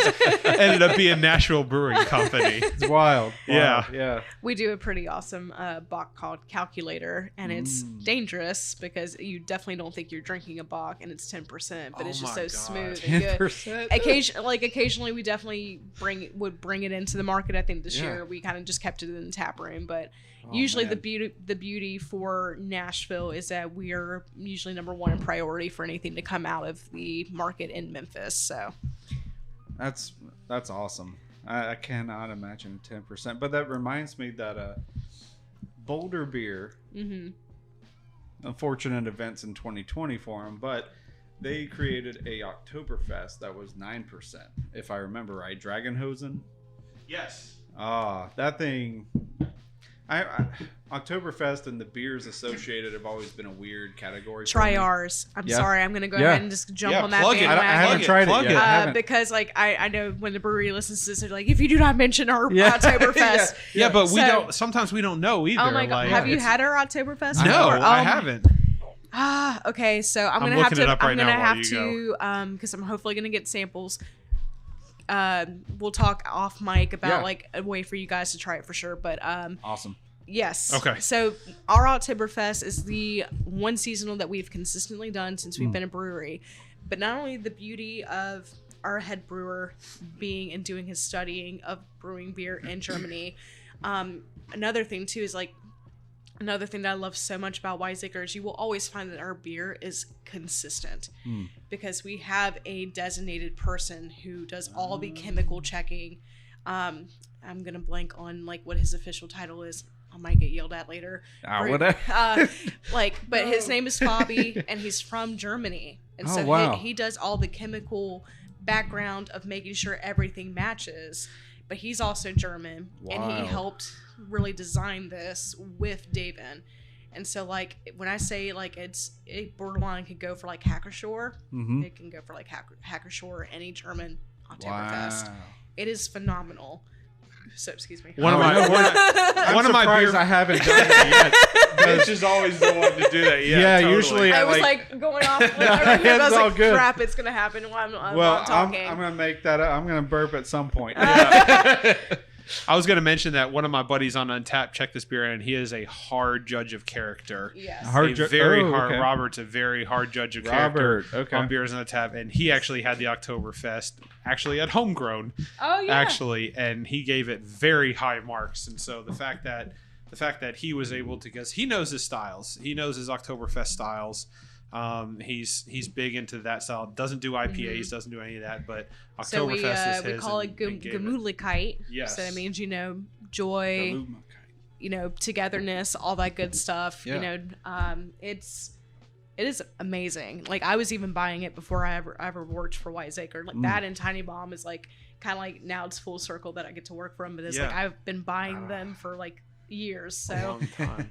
So definitely we'll talk about how you guys can get some Oktoberfest. Sweet. I want to get that in your hands. So I definitely want to talk about it. Yes. I need to we're going to do some sort of Oktoberfest kind of special for sure. Yeah, I think it'll be time to do it. Oh yeah, definitely like get in touch with me. Ryan Geist makes a great one. Franz, the other East Nashville Beer Works does a really great one too. Like check the local people too for sure, like who are in the Nashville area. So it could be like a Nashville Beer Rep Oktoberfest challenge. Yeah, That'd that's be not fun. something. So- Yeah, Oktoberfest isn't something we focused on historically, but every time we have You can one, do, like, we a go, special- "Oh man, Yeah. this is a good Oktoberfest." Yeah, you can do like a special episode of like trying different ones, and you can maybe virtually pin us in and let us talk about it and all that kind of Definitely. stuff, and then That'd you be a guys good can time. rank it. So We'll find some time to do it, set aside, and get some time slots available for people to come and go as That'd be they. a good time. Yeah. all right. That would be a very fun Oktoberfest for us. Oh yes, we my friends and I kind of did like a blind tasting one where we actually put German styles versus American styles, and I think it's like, of course, Ooh, that's cool. some of the German ones came out on top, but I think ours came third, and I was like, Nice. yes. Nice. That means we're That's a this pretty good close. placement. Yeah. Heck yeah. Ooh. All right. Switching gears So here. yeah, so we're going to change things up a little bit. We've moved from Pilsners to IPAs, and then we're moving into the stout range. Yes. This was the other one that Michelle had recommended. So we've been talking with her a little bit throughout the last couple weeks, trying to nail down time slots and stuff like that. And then eventually, once we got that, it turned into, we want a wide variety of beers. What are we going to have? And of course, she recommended Tiny Bomb, and then she brought samples of the Bow Echo with her, and the other one she recommended when we switched to stouts was the Gotta Get Up to Get Down. The coffee milk stout, I'm gonna reserve my thoughts on it. I've had it before. I love it. It's really good. I do want to say that this is one of the stouts that my wife has never been a big craft beer or just a big beer person. She's always cider. She's wine. That's kind of her style. But every time that she would drink a stout, she went, I had that Gotta Get Up to Get Down one at that one place. Do you think they have that available? And it was like, this is the stout for her that defined her getting into the dark beer in the beer community. So, if there's ever a time when we're somewhere and we're doing something and there's craft beer available and this is there, this is the one she gets. It truly does have a cult following because of how unique it really is for a coffee milk stout. Like, I've tried other coffee milk stouts. This is just something that just really stands out. But knowing the backstory about it too is really what helped me really even hone in more to it, already than just naturally enjoying it. And so we work with a coffee company in Chicago named Metropolis. And so we actually have a geo-mapped area in the Congo region of Ethiopia where we source the coffee beans from. They go to Metropolis, and then Metropolis reserves them for us and sends it down to us. Oh, nice. And so what we do, too, is we let the coffee naturally process. So how coffee beans have a fruit around it. Most other coffee companies, like, the big name people, chemically process it where they just want to strip that away and get straight to the bean. This one, Metropolis naturally processes for us. So you kind of get a little bit of that fruitiness, a little bit kind of like a toasted blueberry pie whenever you taste it. But we think that, you also don't get that bitter dark coffee with this at all, which is what really stands out to me, because people have, they're one way or the other about coffee. Sometimes they're like gung-ho for it, or they're like, no, why would I want to drink something that's remotely like black coffee? It's bitter, not done right, all that kind of stuff. I've been working with Richard on that one. Yeah, he really has. So, I think the way that we really process that and where we source the beans really plays a big role into the success of this beer. We also add a little bit of milk sugar, so you kind of get that really creamy texture to it. So it's kind of like, a little bit of coffee with a little bit of cream, but it's also so light when you drink it, which is why it's so successful as a year-round beer. Yeah. Because I know usually you'd be like, stout, not going to drink that It's in the really summer. not super heavy. It's like a iced coffee in beer form is like how I sell it to people sometimes. Like the trigger words to make that work. Right. Because, when you automatically say stout, people go, no, it's going to be heavy, it's going to be thick, it's going to fill me up. But I go, try it, think of it like you're drinking iced coffee. And Iced you're like, coffee. you're right. Nice. And then, I also make the joke, you get confused. Do you drink this in the morning or do you drink a normal cup of coffee? And it's, about, for, like one of these is like a quarter cup of coffee. So you drink 4 of these, you get like one actual full cup of coffee. But it's kind of like the reason for the name. You got to get up so you can get down. That's right. Okay. So, I mean, I know that's right. I do. Yeah. I do truly think why this one stands out the way it does is because of that backstory. Nice. Is because we take, we like to call it our most pretentious story when we are describing like the process of it. It's like, we don't get pretentious too much on some things, but coffee, this beer, we did, and it's okay. We own up to it. We go to accounts all the time and go, you want to hear about our pretentious story about gotta get up to get down?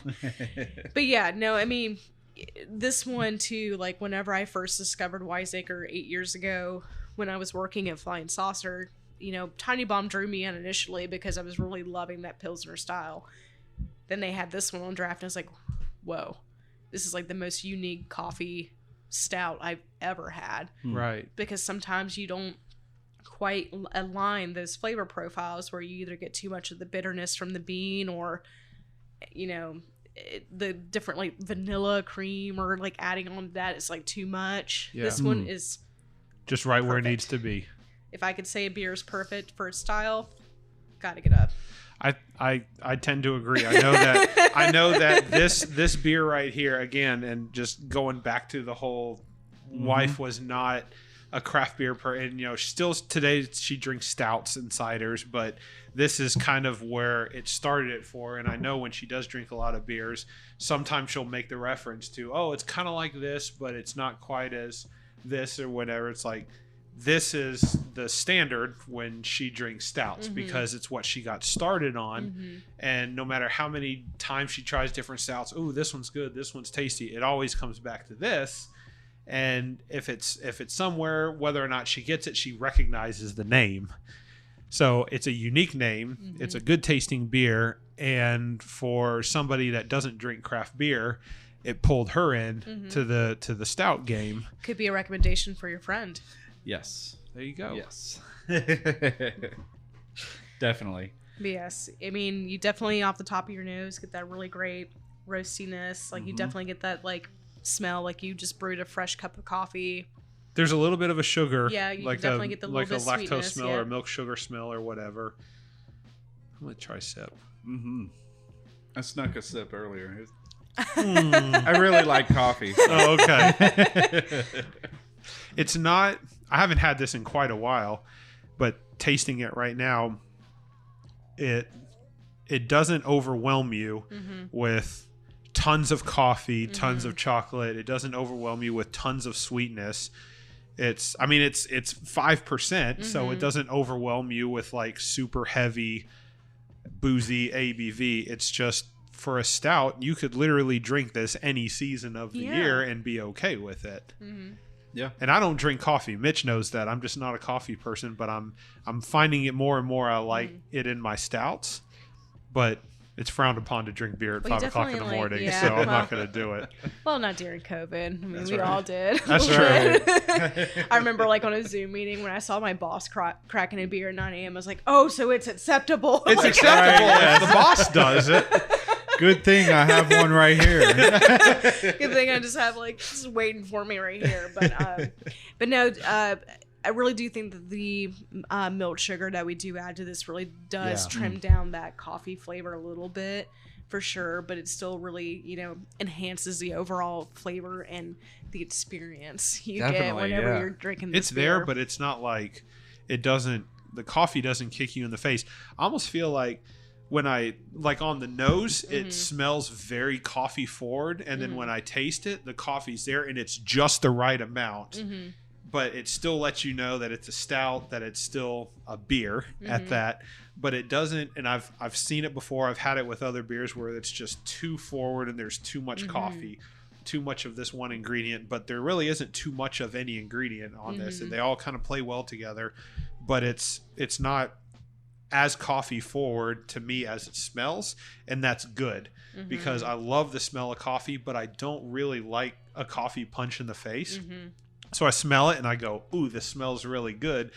but I get afraid when I drink it, going, I'm going to get a coffee kick in the face. But I don't get that. I get just the right amount, and then it dissipates into a stout. So I really like it. I definitely. There you go. Mitch was holding that in. I could tell he was looking at me. Well, you made me feel better now. I had one comment. But no, whenever I do samplings and stuff around town, and I always ask people, "Are you a coffee fan?" Of course, like the coffee fans, I'm like immediately winning people over with this one. But even people are like, "No, not really," but I'm interested. I'm like, "But just please try it. Like, just try it." Yeah. And I will say, my success rate is more, pretty good still with winning people over, even if they don't really like beer or anything like that. Like you mentioned earlier, like with your wife, like something about it just sits with them, and you're like, this is amazing. I was going to ask, are there people that like, oh, I don't like beer, I don't do beer, and then you go, do you like coffee? And they say yes, and then you go, try this one. Yes, absolutely. And do they end up going, yeah, this is actually a really good I've one? definitely, whenever I've been doing like tastings and stuff at liquor stores, like if they come at me with that approach, and I say, just give it a try, maybe 8 times out of 10 I see them walking out with a 6-pack. Nice. Really? Which is pretty cool. That's awesome. So That's a hard gig.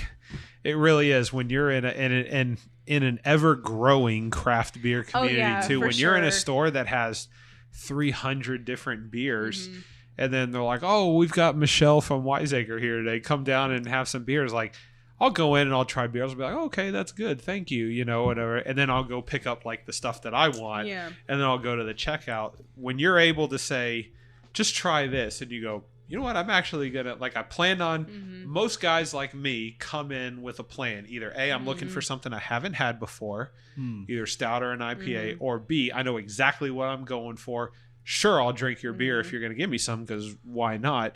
But there's to be able to go, you know what? Maybe I was coming in for this, but this is actually good enough. I'm not gonna get that. I'm gonna get that instead. So it's definitely the being gamble, able to have more people come out with the beer that you offer them. It's definitely the gamble, especially like you said, with the ever growing and ever diverse beer market that beers in general, not only in Nashville but all around.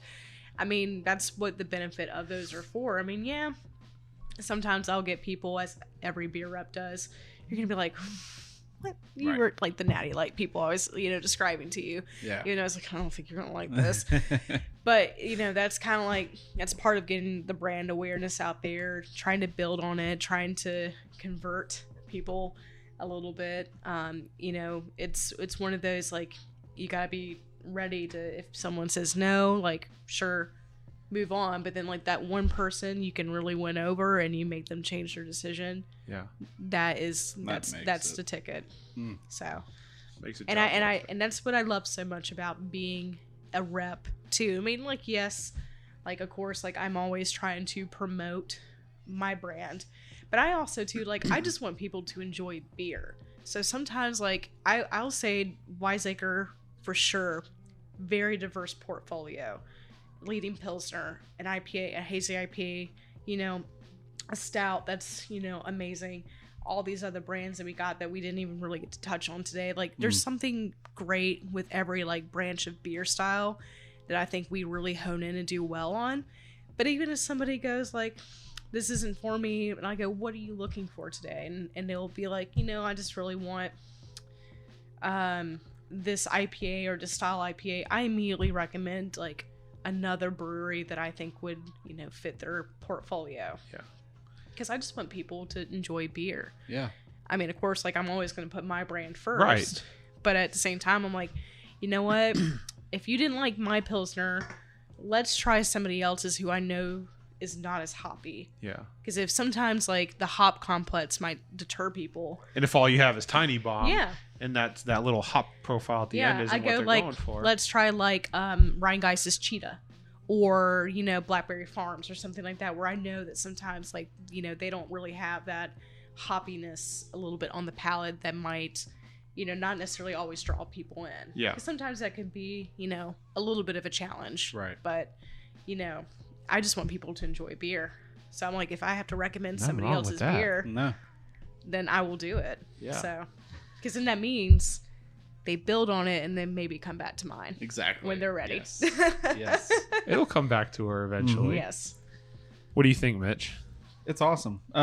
It's been a while since I've had Get Up to Get Down. I think it was probably since that Memphis trip I took and actually went to WISEACRE.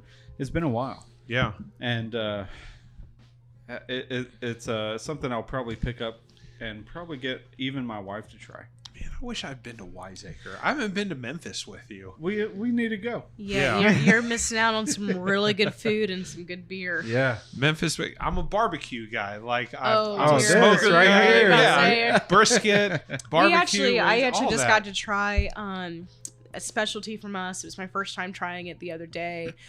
Dr. Gibbler, which is a smoked Helles lager that we made. Dr. Gibbler. And it's called Dr. Gibbler. We like of course got it to Central Barbecue that's over here. You know, we're good buddies with Central Barbecue. You know, us Memphis people gotta love each other while we're out of Memphis. But Absolutely. it was so unique. It was delicious. But of course it was like, oh yeah, if you had this with some ribs, no wonder why this is like the perfect pairing to send to Central. For sure. Oh. Think about Zilla's coffee rub on Yeah. his what were those called? They were beef ribs for one, but Yeah. they were just massive massive. ribs, beef ribs, but they had a coffee rub of some sort of his that he made, and this would have been great with it too. Oh man. Well, I think it's great. I mean, I think it would be good with any type of red meat. This one is just it's the coffee. I think actually a couple of my coworkers, because we have a running joke. Like, I mean, we have a group chat with the salespeople, but like the men and the men salespeople, even my boss and all that kind of stuff, love to smoke meat. Like, of course. it's kind of funny. Of course. Like we do joke like the females off record. We just go, these men and their smoked meat. Even though like sometimes I'm Or like, something maybe else. I should try that, but. Like they really like experiment with different WISEACRE beers. Like they've done like Tiny Bomb, they've done Gotta Get Up, all that kind of stuff. Like marinating and brining with it and all that kind of stuff. So Nice. it's really fun to actually kind of like, even though sometimes I'm like, the guys are back at it again. Yeah. I just go, that's We're a actually different pretty breed, cool. for That's sure. pretty Yeah. cool actually. That they're using the beers and not only enjoy drinking them, like they're just using them for different things too, like in different meats and stuff. But yeah, That's great. I agree with Mitch. It's been a while since I've had it. Yeah. But it's the perfect for me. It's the perfect amount of coffee because I'm not too coffee forward is not my thing, but I like a little bit of it in my beer, so it works out perfectly. The sweetness is just right. It's not too over the top. 5%. That's exactly where, it's weird that a stout would be at 5%, but it works so well because you can drink it anytime and it's not over the top heavy. and if you need like another selling point to buy this beer, I came across a gentleman on YouTube who rates beers in his shower and said this is one of the best stouts he's ever drank in the shower. I do want to see shower that. stout beer. The shower beer concept. I Shower beer might have used concept. it while I was presenting this brand one time. I was Nice. like, this shower, if the guy can drink in the shower, you gotta drink this beer. Exactly. So, Have this beer in the shower. yes. Man. Well, go ahead. There was a meme the other day that I saw where have you all seen the red button push with the dude sweating? The two different options. Yeah. Yes. Smoked meats and craft beer. Smoked Yeah. meat, yeah. yeah. We sent Men that over to 30. we sent that to the guys in Oh, our yeah. sales team. Me AF. Yeah. Yes. For sure. Yeah.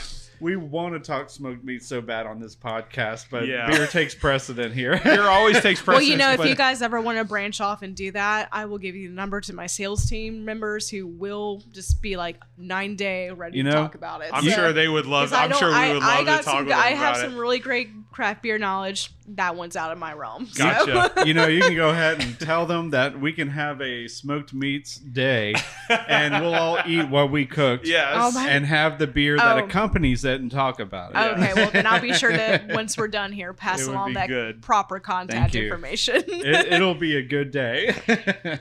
I guess, do you guys have any more questions about WISEACRE in general? Why you guys have me here? You kind of answered them all Yeah. right now Okay, off the cool. top of the head. I didn't. I typically do a lot of like digging around, but WISEACRE's been around, so I took a little leniency on. I'm sure whatever I ask can get covered. I don't need to do too much. So Yeah. Awesome. it's one of those things where the beers have been fantastic. Yeah. I think my favorite out of the four was definitely that Bow Echo. Yes. And then I would fall onto the Ananda. And after that one, got to get up to get down for anything dark and coffee. And then the Tiny Bomb for a day-to-day, just like I could have it anytime, anywhere kind of deal. And it's got good flavor. You said, I just want to make sure. Yeah. You said Bow Echo. Bow Echo. I agree. First one. Then you said the Ananda. Yeah. And then you said the Gotta Get Up to Get Down. Uh-huh. And then the Tiny Bomb. Yeah. So I say Bow Echo. Nice. Was my favorite one at first. So I agree 100%. Okay. It's weird. You Gotta get up to coffee. get down. I know. Nice. Like that's See? very weird. 8 times for me out of to- 10. Nice. It's Yeah. weird for me to do Yeah. that. Not very often do I fit in with other people, so that's good. And then Ooh, decision time. Think about it. So, Pilsners aren't typically my thing. That being said, it had a little bit of a hop profile that for me pushed it kind of over the edge. So I'm going with Tiny Bomb for number 3. And then because, hold on a second. I don't know. I think so because there are 2 different styles, and I don't know how I would place it. Tiny Bomb and Ananda are the IPA and the Pilsner. Like I could switch those out either number 3 or number 4, just for the simple fact that those are 2 different styles. If I was in a IPA day, then I would put the Ananda before I would put the Pilsner. But I had the Bow Echo, and I like the Bow Echo the best because hazy is kind of my thing. So therefore, Tiny Bomb is going to go number 3 for me, and then following up with Ananda for number 4. Nice. All great beers, all very good beers in general. Just off of meeting you and already you telling me you're a big hop guy, I expected Ananda to win. So for Tiny Bomb to kind of outbeat Ananda a little bit for you, that's awesome. It's interesting. Yeah. But then again, Gotta Get Up snuck up there, and I was like, wait a second, you just did like a complete 360 on me. Yeah. If this were a normal beer day for me, then I probably would have gone Bow Echo, Ananda, Gotta Get Up to Get Down, and then Tiny Bomb. But for whatever reason, the order that we drank them tonight, maybe it was because my flavor profile was wanting something different. After, for whatever reason, Bow Echo was number 1, the winner of the night, regardless. But that extra hint of coffee, for whatever reason, kind of pushed it over the edge. But it wasn't strong enough to where it kind of turned me off. And then from there, I went, you know what? I appreciate the cleanliness, but the little small hop forward for the Tiny Bomb. So that's why I kind of put that 3rd. And then the Ananda, while it is a good beer, Bow Echo won for me. No. So it's hard for me to kind of place that. I get you completely. So those, like I said, when we introduced that one, it really made us relook at what we needed to do for our IPAs. And we do an experimental IPA line too called Memphis. We rotate different hazies. We've done Xanadu, which is a little bit more of a drier one. I remember Xanadu. We've done Flimber, which is a little bit more juicy. Be on the lookout for our next one called Puffle. Puffle. Yes, it will be in a 16-ounce can too. So Whoa. 9%. What is? Give me the details on Puffle. I don't have much details IPA. yet. Definitely an IPA. Definitely hazy gotcha, IPA. Gotcha. I don't know much about the characteristics of what to expect just yet, but it is next on our list to send out to the market. So Sweet. And 16-ounce cans. I'm a big guy, Mitch. Yeah. Well, the good 16-ounce cans are more for me. Not only will you find Tiny Bomb already in 16-ounce cans. Perfect. This gem is going to be in 16-ounce cans. Bow Echo is going to be in 16-ounce cans. Starting here in a few weeks. So. Are those going to be 4-packs or 6-packs? Do you know? The 16s for this one, I believe, are going to be our they're going to be loosely packaged as 24. Okay. But depending on the liquor store and stuff like that, I'm not sure if those are going to go quite in the grocery, but depending on the liquor store, if they can sell them in that or they single them out. Usually most places will just go ahead and single them out. I wouldn't be surprised if this made it in some concert venues around town or some sports arenas for sure, especially given the price point. But those will be available here relatively soon. Nice. Okay. I'm excited for that. Heck yeah. Normally, did you want to say, go ahead, Mitch? Okay. Should we just jump into the lightning round at this point? Let's do it. Okay. So, Michelle, this is a little different.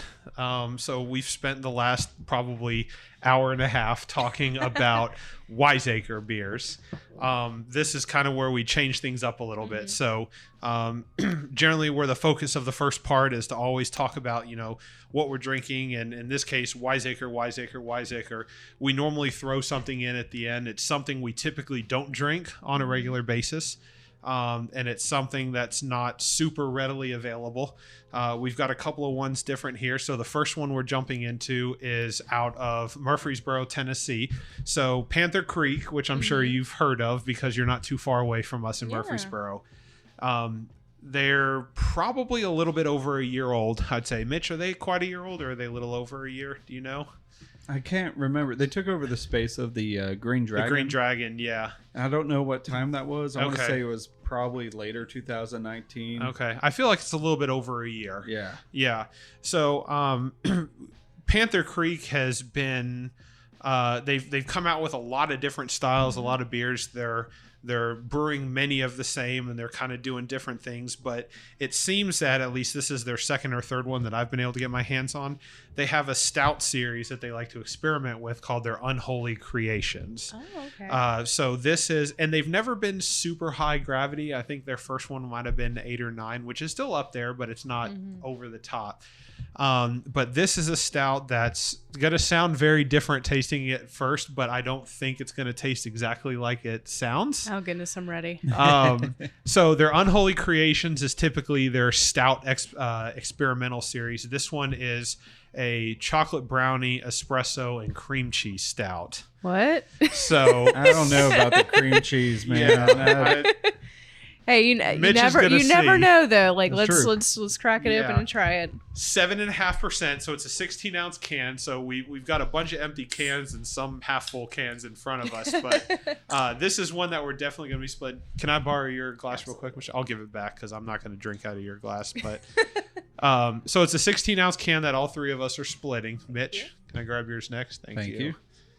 And the whole point of this discussion is we've had a lot of great beers tonight, focused around one. It's kind of the opportunity to just get out and drink a little something that we haven't had over the last hour and a half.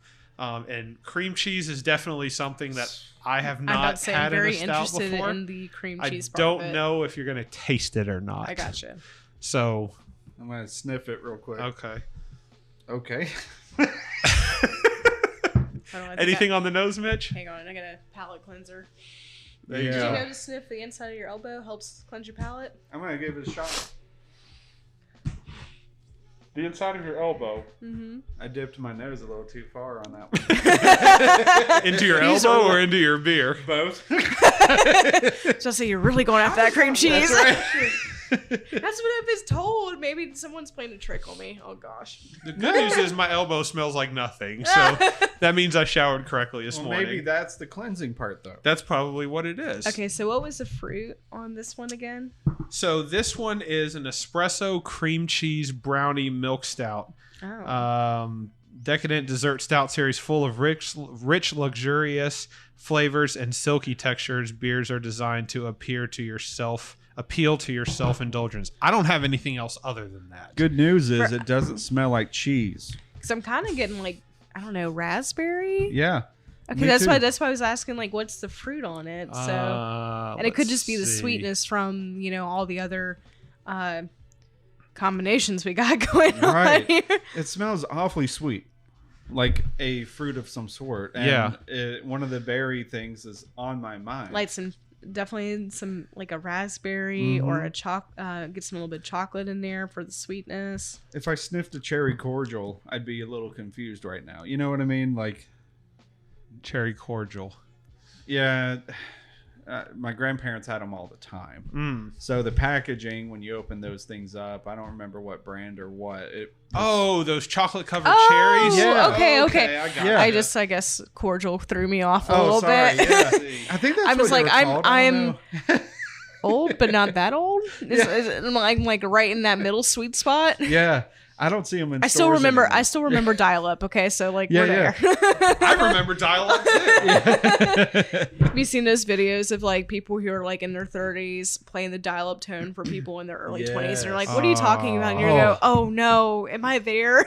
Speaking of, I saw my nephews this past weekend, and they went to the pool at Nana and Papa's. Okay, Nana and Papa's. There's a yellowed corded phone on the side of a wall there for like the office. No. The office is locked and no one can get in, but there's a corded phone for emergencies. Dial tones. They didn't know what to do. They didn't know what a dial tone was, because my oldest brother was like, "Yeah, pick it up, listen to it. Do you hear anything?" They're like, "No." He's like, "It's probably broke." I'm like, "Hold on, hold on.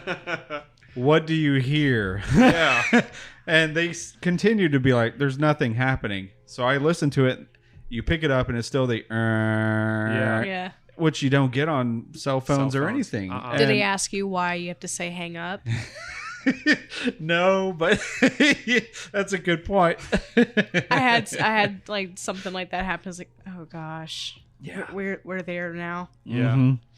It's wild to think. I mean, it doesn't feel that long ago. Don't call me until after 9. Yeah, exactly. That's when minutes are free, Michelle. That's right. That's right. Don't text me. It's 25 cents a text. That's right. I'll send you a message if you're good with it. Just don't respond back. And if 'cause you I have to pay if you do, receipt you're like too. pray that your parents don't see it on the invoice. Yeah, Like, oh exactly. no! All right, let's try it. Yeah. Whoa. It gave me shivers for a second there. Okay. I'm calibrating. I might admit there might be too much going on. Okay. But There's a lot. It's for 7.5%. It is extremely heavy. Was my initial response. It is really heavy. I'll say you get the sweetness, and I think it's due before it being a higher grav. But I'm like, you said brownie, cream cheese, espresso. I get the espresso for Definitely. sure. Okay. I don't really get too much. Maybe it's the cream cheese on the sweetness I a think little bit. so. Now So- I'm not a good judge of character on espresso. Mitch, remind me. Is that kind of like the more earthy taste? this of a beer- coffee? Bitter earthiness. Yeah, it's Bitter gonna earthiness. be, yeah. Okay. The cream cheese is. I don't really taste brownie, but I taste bitter chocolate. Yeah, Okay. yeah, exactly what I was about to say. It's like that, and sometimes that bitter chocolate too kind of plays into the espresso part. Right. And not that this is always the best judge of character, but the most recent, or I should say, the most upvoted flavor profiles on the infamous Untapped app is coffee, rich, sweet, chocolate, and roasty. Roasty? I get more sweet than I get roasty. Yeah, I That don't- cream cheese, I think, is. That cheese is coming through. Yeah. Okay. I think it really counteracted all the coffee profile. Okay.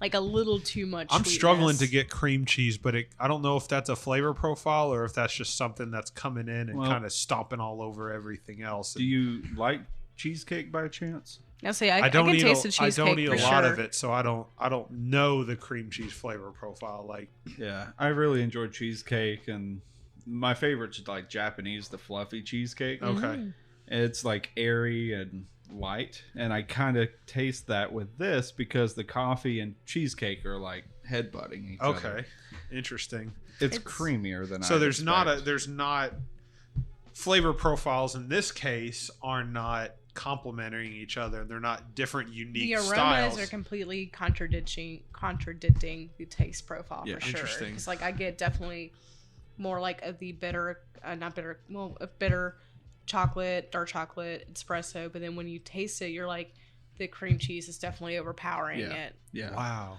Okay. And I mean, I'm listening because I don't know. Like I can't pick out cream They- cheese And flavor I keep profile. getting like a berry flavor. I don't know if it's because of all the other stuff we've drank tonight, Yeah. but I'm like, Berry something fruity flavor. is in there. But I think that's mainly just the sweetness of the higher alcohol content Yeah. coming out too. Okay. I'm getting the same effect. I think the coffee and the cream cheese are combating each other. Button heads. Mm-hmm. It's not a bad beer. but it's one that, for me, the nose doesn't match the actual taste. And does it smell? When you say the nose doesn't complement the taste? yeah. How does it smell different than it tastes? I definitely get more like the coffee. Mm-hmm. On the nose. Yeah, on the nose, coffee, and the chocolate profiles. Like you can kind of smell that bitterness a little bit. Get in there. Yeah, I'm putting my nose back into my maybe elbow, like maybe Michelle a lot, mentioned. maybe a lot, but like Seems to work. when I smell it, I mean Yeah. a little bit of that sweetness There's coffee pops on out. the nose. Yeah, definitely coffee on the nose. A little bit of the sweetness pops out, but I feel like when you drink it, it kind of like does a complete like 180 on your palate, where you're like really getting that sweetness overload a little bit versus where you think you might get a little bit more of that mild roastiness that you get on the aroma. Okay. And then like when you drink it, you're like, that's not what I was expecting. No, yeah. Tastes different than it smells. It seems it's kind of lighter for a milk stout for me too. For It some is, reason. yeah, it's true. That is true. It is a little bit more on the lighter side. So I get the sweetness up front, the bitter after, and it's awfully light compared to what I expected for a milk stout. It's a milk Definitely stout. has a bitter Well, aftertaste so it's too. it's classified as a pastry. Oh yeah, a brownie milk stout. Untapped calls it a pastry stout, but Panther Greek has it listed as a milk I was stout. wondering so we're gonna if, go if with, we were going to go towards pastry Yeah. stout. I actually have never really had a pastry stout, so this is unique. could for be sure. that then. It could be like that difference that you typically don't Yes, experience yes. in milk stout. Mm-hmm. Okay. I haven't had terribly too many pastry stouts myself. I don't know the difference. Because if other you're doing than like the traditional obvious milk stout, like Young's Double Chocolate or like Duck Rabbit or anything like that, you're definitely getting more of that dark chocolate. Yeah. A little bit of the espresso, but like still kind of like a little bit. Well, the Young's Double Chocolate does have a little bit more sweetness, but you get kind of like that drying effect from the bitterness. This one for sure, like that Doesn't have that. sweetness, definitely is really predominant in the palate. Young's, that one has a little quick story. Yeah. I have a friend that I grew up with that was a neighbor's, I guess, granddaughter. She would come to visit Tennessee from Florida every like couple years or so while we both grew up. We're around the same age. And once we hit 21, she visited like 21, 22 or whatever. We finally got to go be like, hey, let's hang out in Nashville for a while. We'd never been able to do any hangouts outside of that house next door, you know? So we go out and we go to actually the Flying Saucer. Because at the time, it is the only place with the most taps that you can get what you want from. And she gets Young's Double Stout, chocolate stout. And that's one of her favorite things. It's like, oh, cool. I'll have to get one and try it because I hadn't had it. We both are almost done with that. And I get a call on my phone. And it's the emergency line for my night on for taking care of dogs. You were on call that night, right? I was for emergencies. Mitch is drinking and got an on-call emergency visit for his vet. Yeah, and shame on me. Thankfully, it was only the first beer, so it's not that big a deal. But I am 20 minutes out from where I should be. Right. Typically, I'm 5 minutes out. Yeah. Okay. Coming in.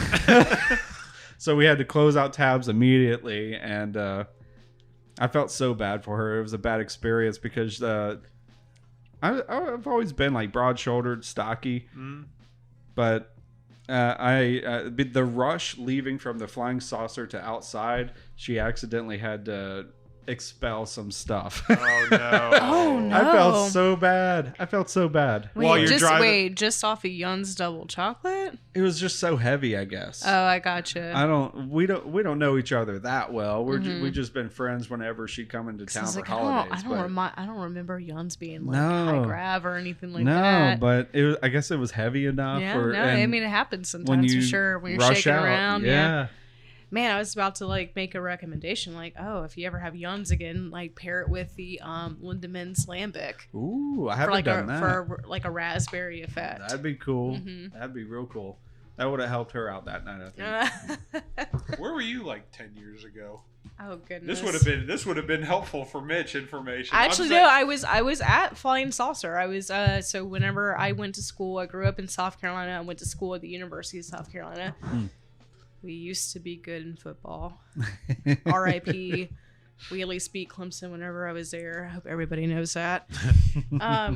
But I was bartending at the Flying Saucer and, you know, just making my way through college, but still gaining like beer knowledge and actually like converting a lot of my college friends who were like, oh yeah, we'll just go down, because like we had a 5 points there too, but it's nothing like the 5 points you get here in Nashville. Yeah, the 5 points here in Nashville is a lot more reserved.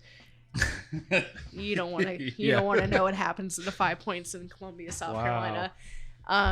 But you know, you get dollar natties, and of course college kids are like, woo, of course. You know.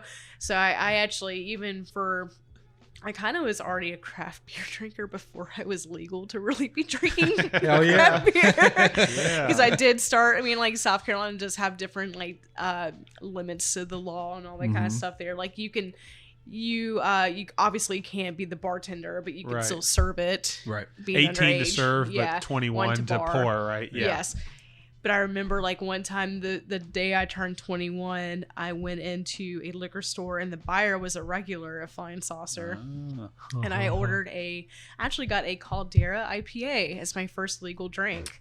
Nice. But whenever I was buying it and presenting my ID, because I actually had a college exam the next day, I couldn't really party on my 21st birthday. And he was like, wait a second, you're just now 21. I was like, okay, bye. Yes. He's like, I've seen you. I was like, no, you didn't. You have not seen me until today. Until today. You have not seen me with a drink in my hand until today. But it is kind of interesting that I consider myself, like, since 20, a craft beer drinker. Side note on Caldera, I love their can art. Yeah. Oh yeah. It's like funky, it's super bright. Everything that Caldera makes is just like, it's totally like 70s vibe. Yeah. Like everything is super psychedelic and all that kind of stuff. When you said Caldera IPA, I was like, where have I heard that before? I had to look it up, and then I was like, yes, I've had that one before. And a lot of their beers are very similar, the kind of funky psychedelic, very bright highlighter type colors. Yeah, so I recognize that. The distributor that I work with here in Nashville, also that Kat works with, is Brownie Beverage. Yeah. You know, smaller compared to the other ones, but like really heavily focused on craft beer. Has more of the really great craft beer brands in the Nashville market. Sure. They carry Caldera, and like actually literally last week I go, I haven't had a Caldera in a very long time. Let's go back to my 21st birthday 10 years later, but you're still the youngest person here. Don't know, worry. okay. Yeah.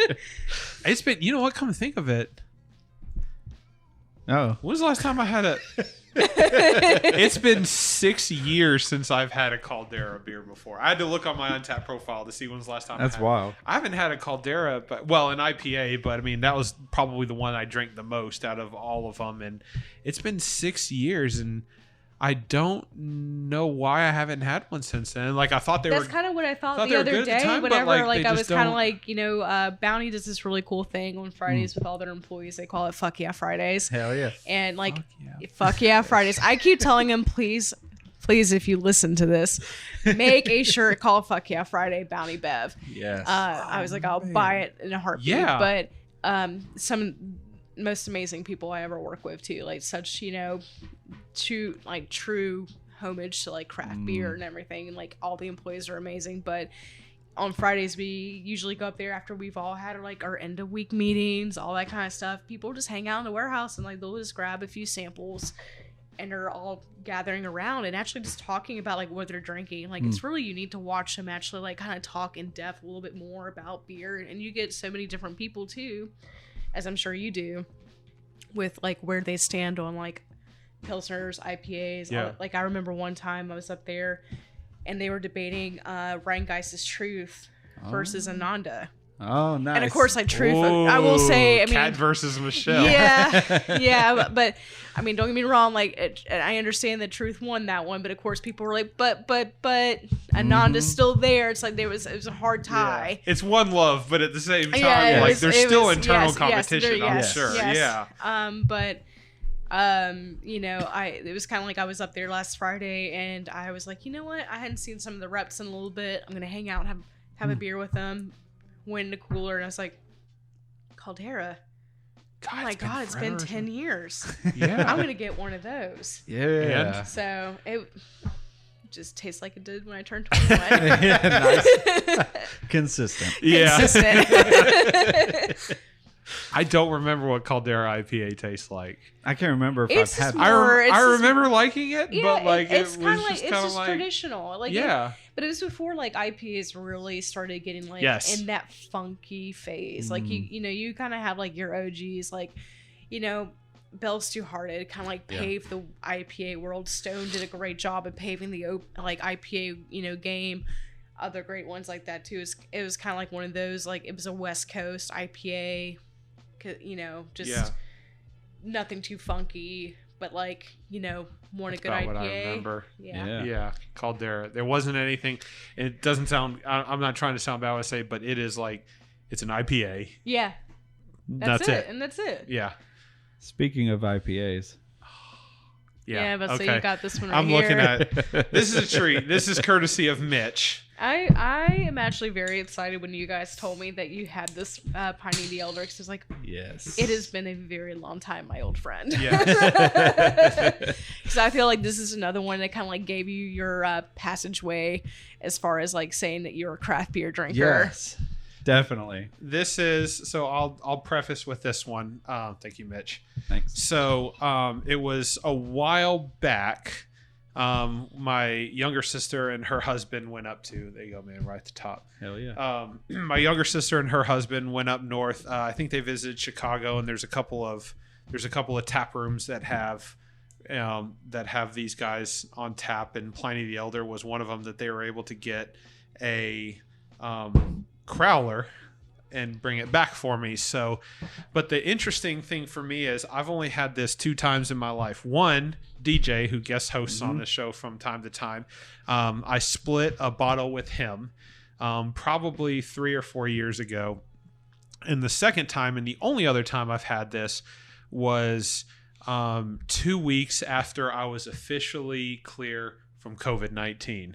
So I caught the dreadful That's right. COVID you got the virus. crowler of it. I did, and so I was bound to the depths of hell upstairs. It really is. It's such a nice place, my upstairs, because I can just do whatever I want up there. Well, I mean, you gotta quarantine, let it be somewhere nice. Yeah. So Exactly. my wife was downstairs with my kid. God rest her. I'm so grateful for her, because she's a killer mom, number one. Yeah. But number two, she was able to kind of hold down the fort while I was upstairs, because you can't do anything, right? Like when you're recovering from that, the last thing you want to do is bring your asthmatic wife kind of into the fold and your newborn kid. Yeah. So I was for literally 2 weeks separated. I could kind of see downstairs and look at them and say hi or whatever, but you can't hold your kid, you can't kiss your wife or whatever. But I had a can of Pliney the Elder. You can And kiss I was that. like, The you thing know what? you say, I was have about to that. say, Yeah. if you can't kiss your wife, you can kiss Pliney the Elder. But I could have some Pliney the Elder. So luckily, I did not lose my taste and I did not lose my smell. Good. Nice. During that thing. So and it wasn't right at the end of, you know, okay, I'm officially 10 days out, whatever. But my younger sister had just gotten back from Chicago and her husband, and she was like, hey, you mentioned this beer called Pliney the Elder by Russian River. Well, we were at this tap room and they had it, so I picked you up a crowler. And I was like, I know that okay, tap room. you know, this is great. You are now officially my favorite sister. Yes. She may or may not be my favorite sister, regardless. Yeah, but Was it is it called something rock? I'm trying to remember the name of it because I've been there only once. Falling Rock. Falling Rock. I think it was That Falling was Rock. it. Have since closed, Yeah. unfortunately. So R.I.P. COVID was, rest in peace. unfortunately, I they miss you and I love you. Yeah, they went by the wayside. They were one of the places that constantly had Pliney the Elder on tap, no matter where you went. Yeah. Considering Russian River was outside of the bounds of Chicago, they were still able to get it. So got a crowler. Only had it twice in my life. First time was with DJ some time ago. Couldn't remember it. The last time I had it as kind of like a celebration from coming out of COVID Yep. and having it again. Definitely remember it that time. So being able to have it for the third time Probably was definitely kind had of a little good bit more time. significance for you. Yeah, after A little that. bit more. I went Yeah. to Denver, had it a few times. Bottle, draft kind of Really? deal. Yeah. Yeah. Try to get as much as I could on draft since Well, I'm not gonna be able to get it Get again. the Yeah. pine straight off the Yes. nose for sure. That It is the classic West Yes, Coast IPA. yes. Just that is the definition of Yeah. a West Coast IPA. I'm looking. I think forward like to a it. lot of places even like really use this as a backbone to build Oh, yeah. off of it for sure. Absolutely. So this bottle is 2 weeks and like 3 or 4 days old. So It's I'm fresh. I'm so excited. It's fresh for Tennessee, man. Get into Well, it. cheers! Thank you guys for sharing with me. Thank you for coming over. Oh my God! Yep. It's still just so Yep. wonderful. Just so amazing. Yeah. There's nothing, and the thing about Pliney, and of course they make a Pliney the Younger, kind of like their more double IPA version of it or whatever. But the thing about Pliney the Elder is there's nothing fancy about Pliney the Elder. It's just the definition of a West Coast IPA. They don't haze it and oak it. You know, they don't put oats in it. They don't hop it up to extremes, and they don't make the alcohol, volume a huge Is that why they level. call it appreciating your elders? She's thinking too deep for me right now. I mean, I'm sorry. It's a I bit can't think talking. deep at this point. She's doing better than I am. Way better than You want to be I a am. host of the Foamy Head? I'm going Seems home. like Michelle's I seems I've secured a new job. Trust me, this one don't pay. Oh, but this is good. I've missed Pliny the Elder. No. It's But I always think so I good. think that's exactly cool what you said. Like, this is straight to like a traditional. This is what a West Coast should be. Kind of like what we've been saying with, just in general, to even kind of bring it back to WISEACRE a little bit, and just in general, like people want, and I think the need is there a little bit more for things that like are the OGs, are Yeah. what got that got that style, off its feet, the building block for it to get changed, and people to build off of that and kind of go crazy. But like, you come back and you like drink this, and you're like, you got to appreciate the roots. Yeah, definitely. For sure. Yeah. So I mean, that's why like I find myself, and I think more people are too, especially like with the Pilsner craze coming back.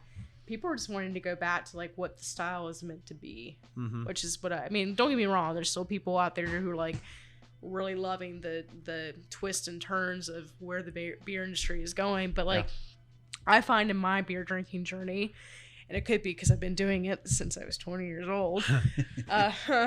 But So not too long ago. not is what too you're saying. Yeah. like just a few years ago. Just a few years. Just a few years ago. Exactly. But like I'm kind of really leaning back towards like this, where it's like you can't beat this.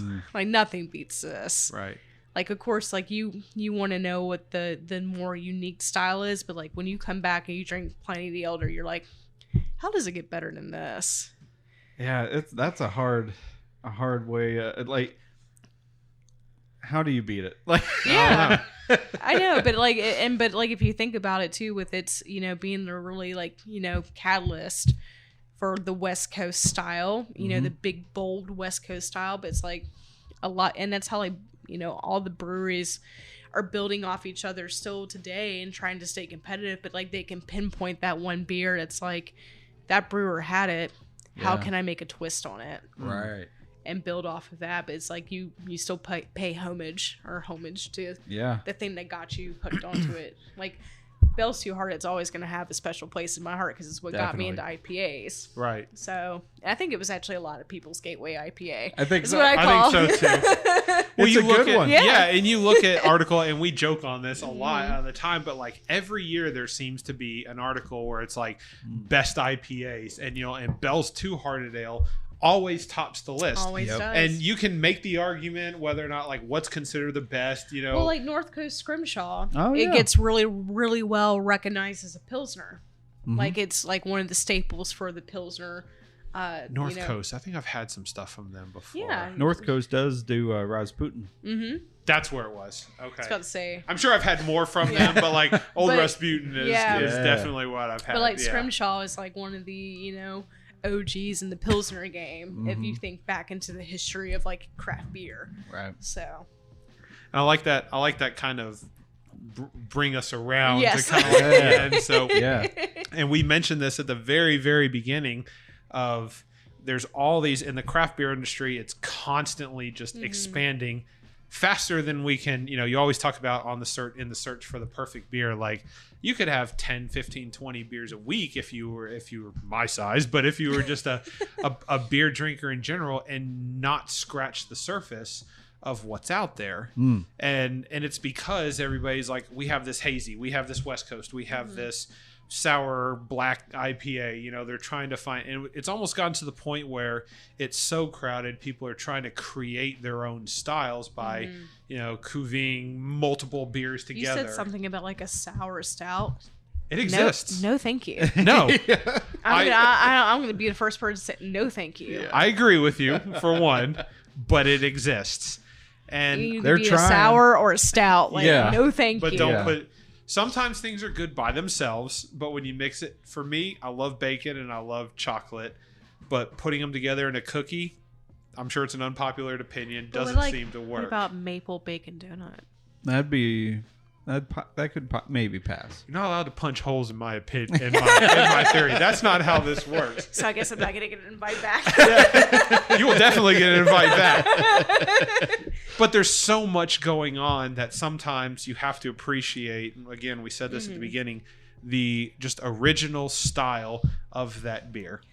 I feel like that's like why I'm so fortunate to have discovered and to be a part of like even like Flying Saucer. Flying Saucer, really what made it so successful was capitalizing on those OG brands, on getting us to try, the brands that, Europe has been coming out with for generations, but like really making it well known here in America, really training its staff to help educate people on that. Like I really do give a lot of credit to them for why I'm such a great craft beer person today, because like, since 2011 to now, craft beer was not like that. You didn't find like local spots popping up left and right. Not at all. You had like maybe a few of the big brand people like Stone, like Sierra, all that kind of stuff. Really, Sam Adams helping make the paveway, and still, of course, being like the people we look up to as far as like, if you want to start your craft beer brand, but. We really actually kind of have to throw it back to Europe because they were kind of starting it. And I know this not only before my beer education that I already had, but like I had the privilege as a flight attendant to be able to go to those places. Like, let me tell you how amazing Germany was for me. Wow. I was like, why do I only have 24 hours here? Like, damn. But it was, it's really interesting to see how craft beer really has change and like keeps changing for good, some for a little weird, like I said, sour stouts, no thank you. But it's cool because like you see where it started and where it's at now, but then like you also get much of appreciation for like what got it started. I still want to take that journey myself one day over there. It's great. It's magical. Yeah. And everything's like usually given to you in a liter. And Yeah. Yes. But you're also like, if you're a flight attendant, you're like, I gotta work the flight back tomorrow. So I will say I was a little hungover, so Worth it. but it was totally worth it. But like it was cool because like even when like I did that for about 3 years, and that was kind of like why I'm happy to be back officially in the beer industry but like I always found myself like if it was domestic, I was trying to find like a good local brewery nearby. I got to try all this stuff in like different countries. I've been as far, awesome. I've been almost over Europe. I've been as far as South Korea. And even then, like you find some really wonderful like sake beer and all that kind of stuff. Like it's really cool. Like now I do you've miss got that Mitch's part. attention with Yeah. sake Well, I beer. mean, Byron, prior to, but like Byron from Proper Sake did do a little bit of that in 2020. And Nashville even, of all places. Even and then like Canada's actually got a lot of great local. If you ever get a chance to go like Edmonton or Calgary, like they have a really great little craft beer scene where you can like hop around to different local breweries and stuff. There, like within walking distance. Huh. So. You got learned. Yeah. Beer trip for sure. Yeah. We've drank a lot today.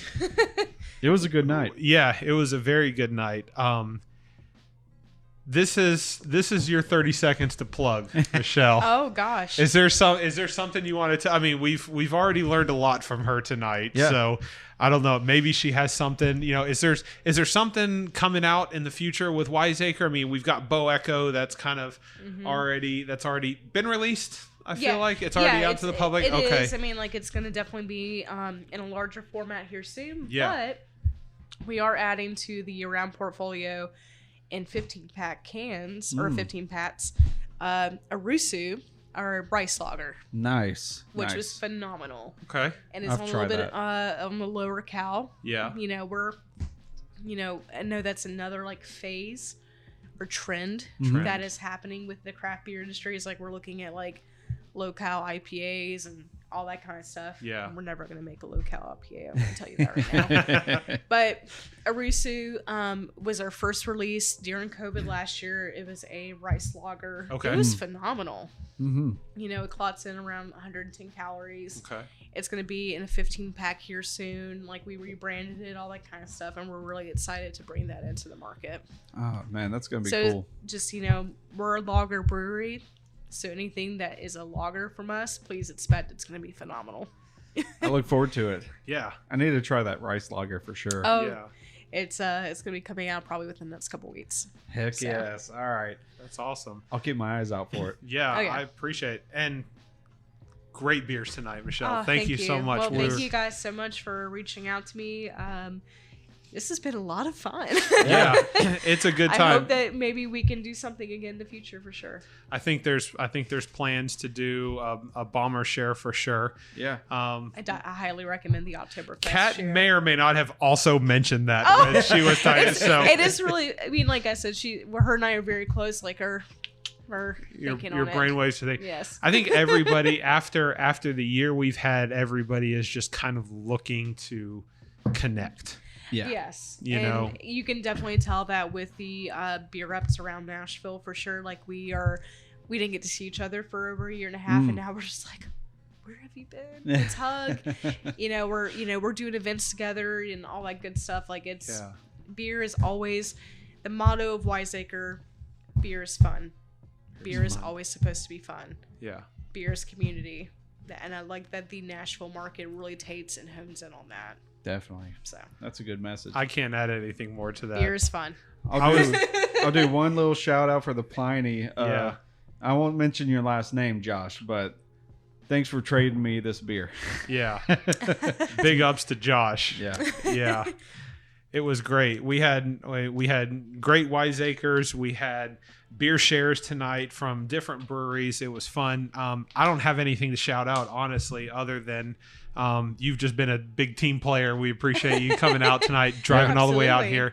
It was a good time.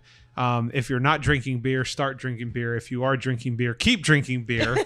And if you've never had craft beer before, then WISEACRE is a really good place to start, because it seems like just by tonight, they have something for everybody. Whether you are just getting into the game or you are advanced beer drinkers like ourselves, they have something for everybody. And as Michelle said, beer is supposed to be fun. Beer is supposed to be for everybody. And WISEACRE just kind of encompasses that as a whole. So we can't thank you enough. Thank you for coming out and joining us Thank tonight. you guys again for having me. Mitch, we had some good beers. Definitely. It was a good time. And we'll see everybody on the next episode. Cheers. Cheers.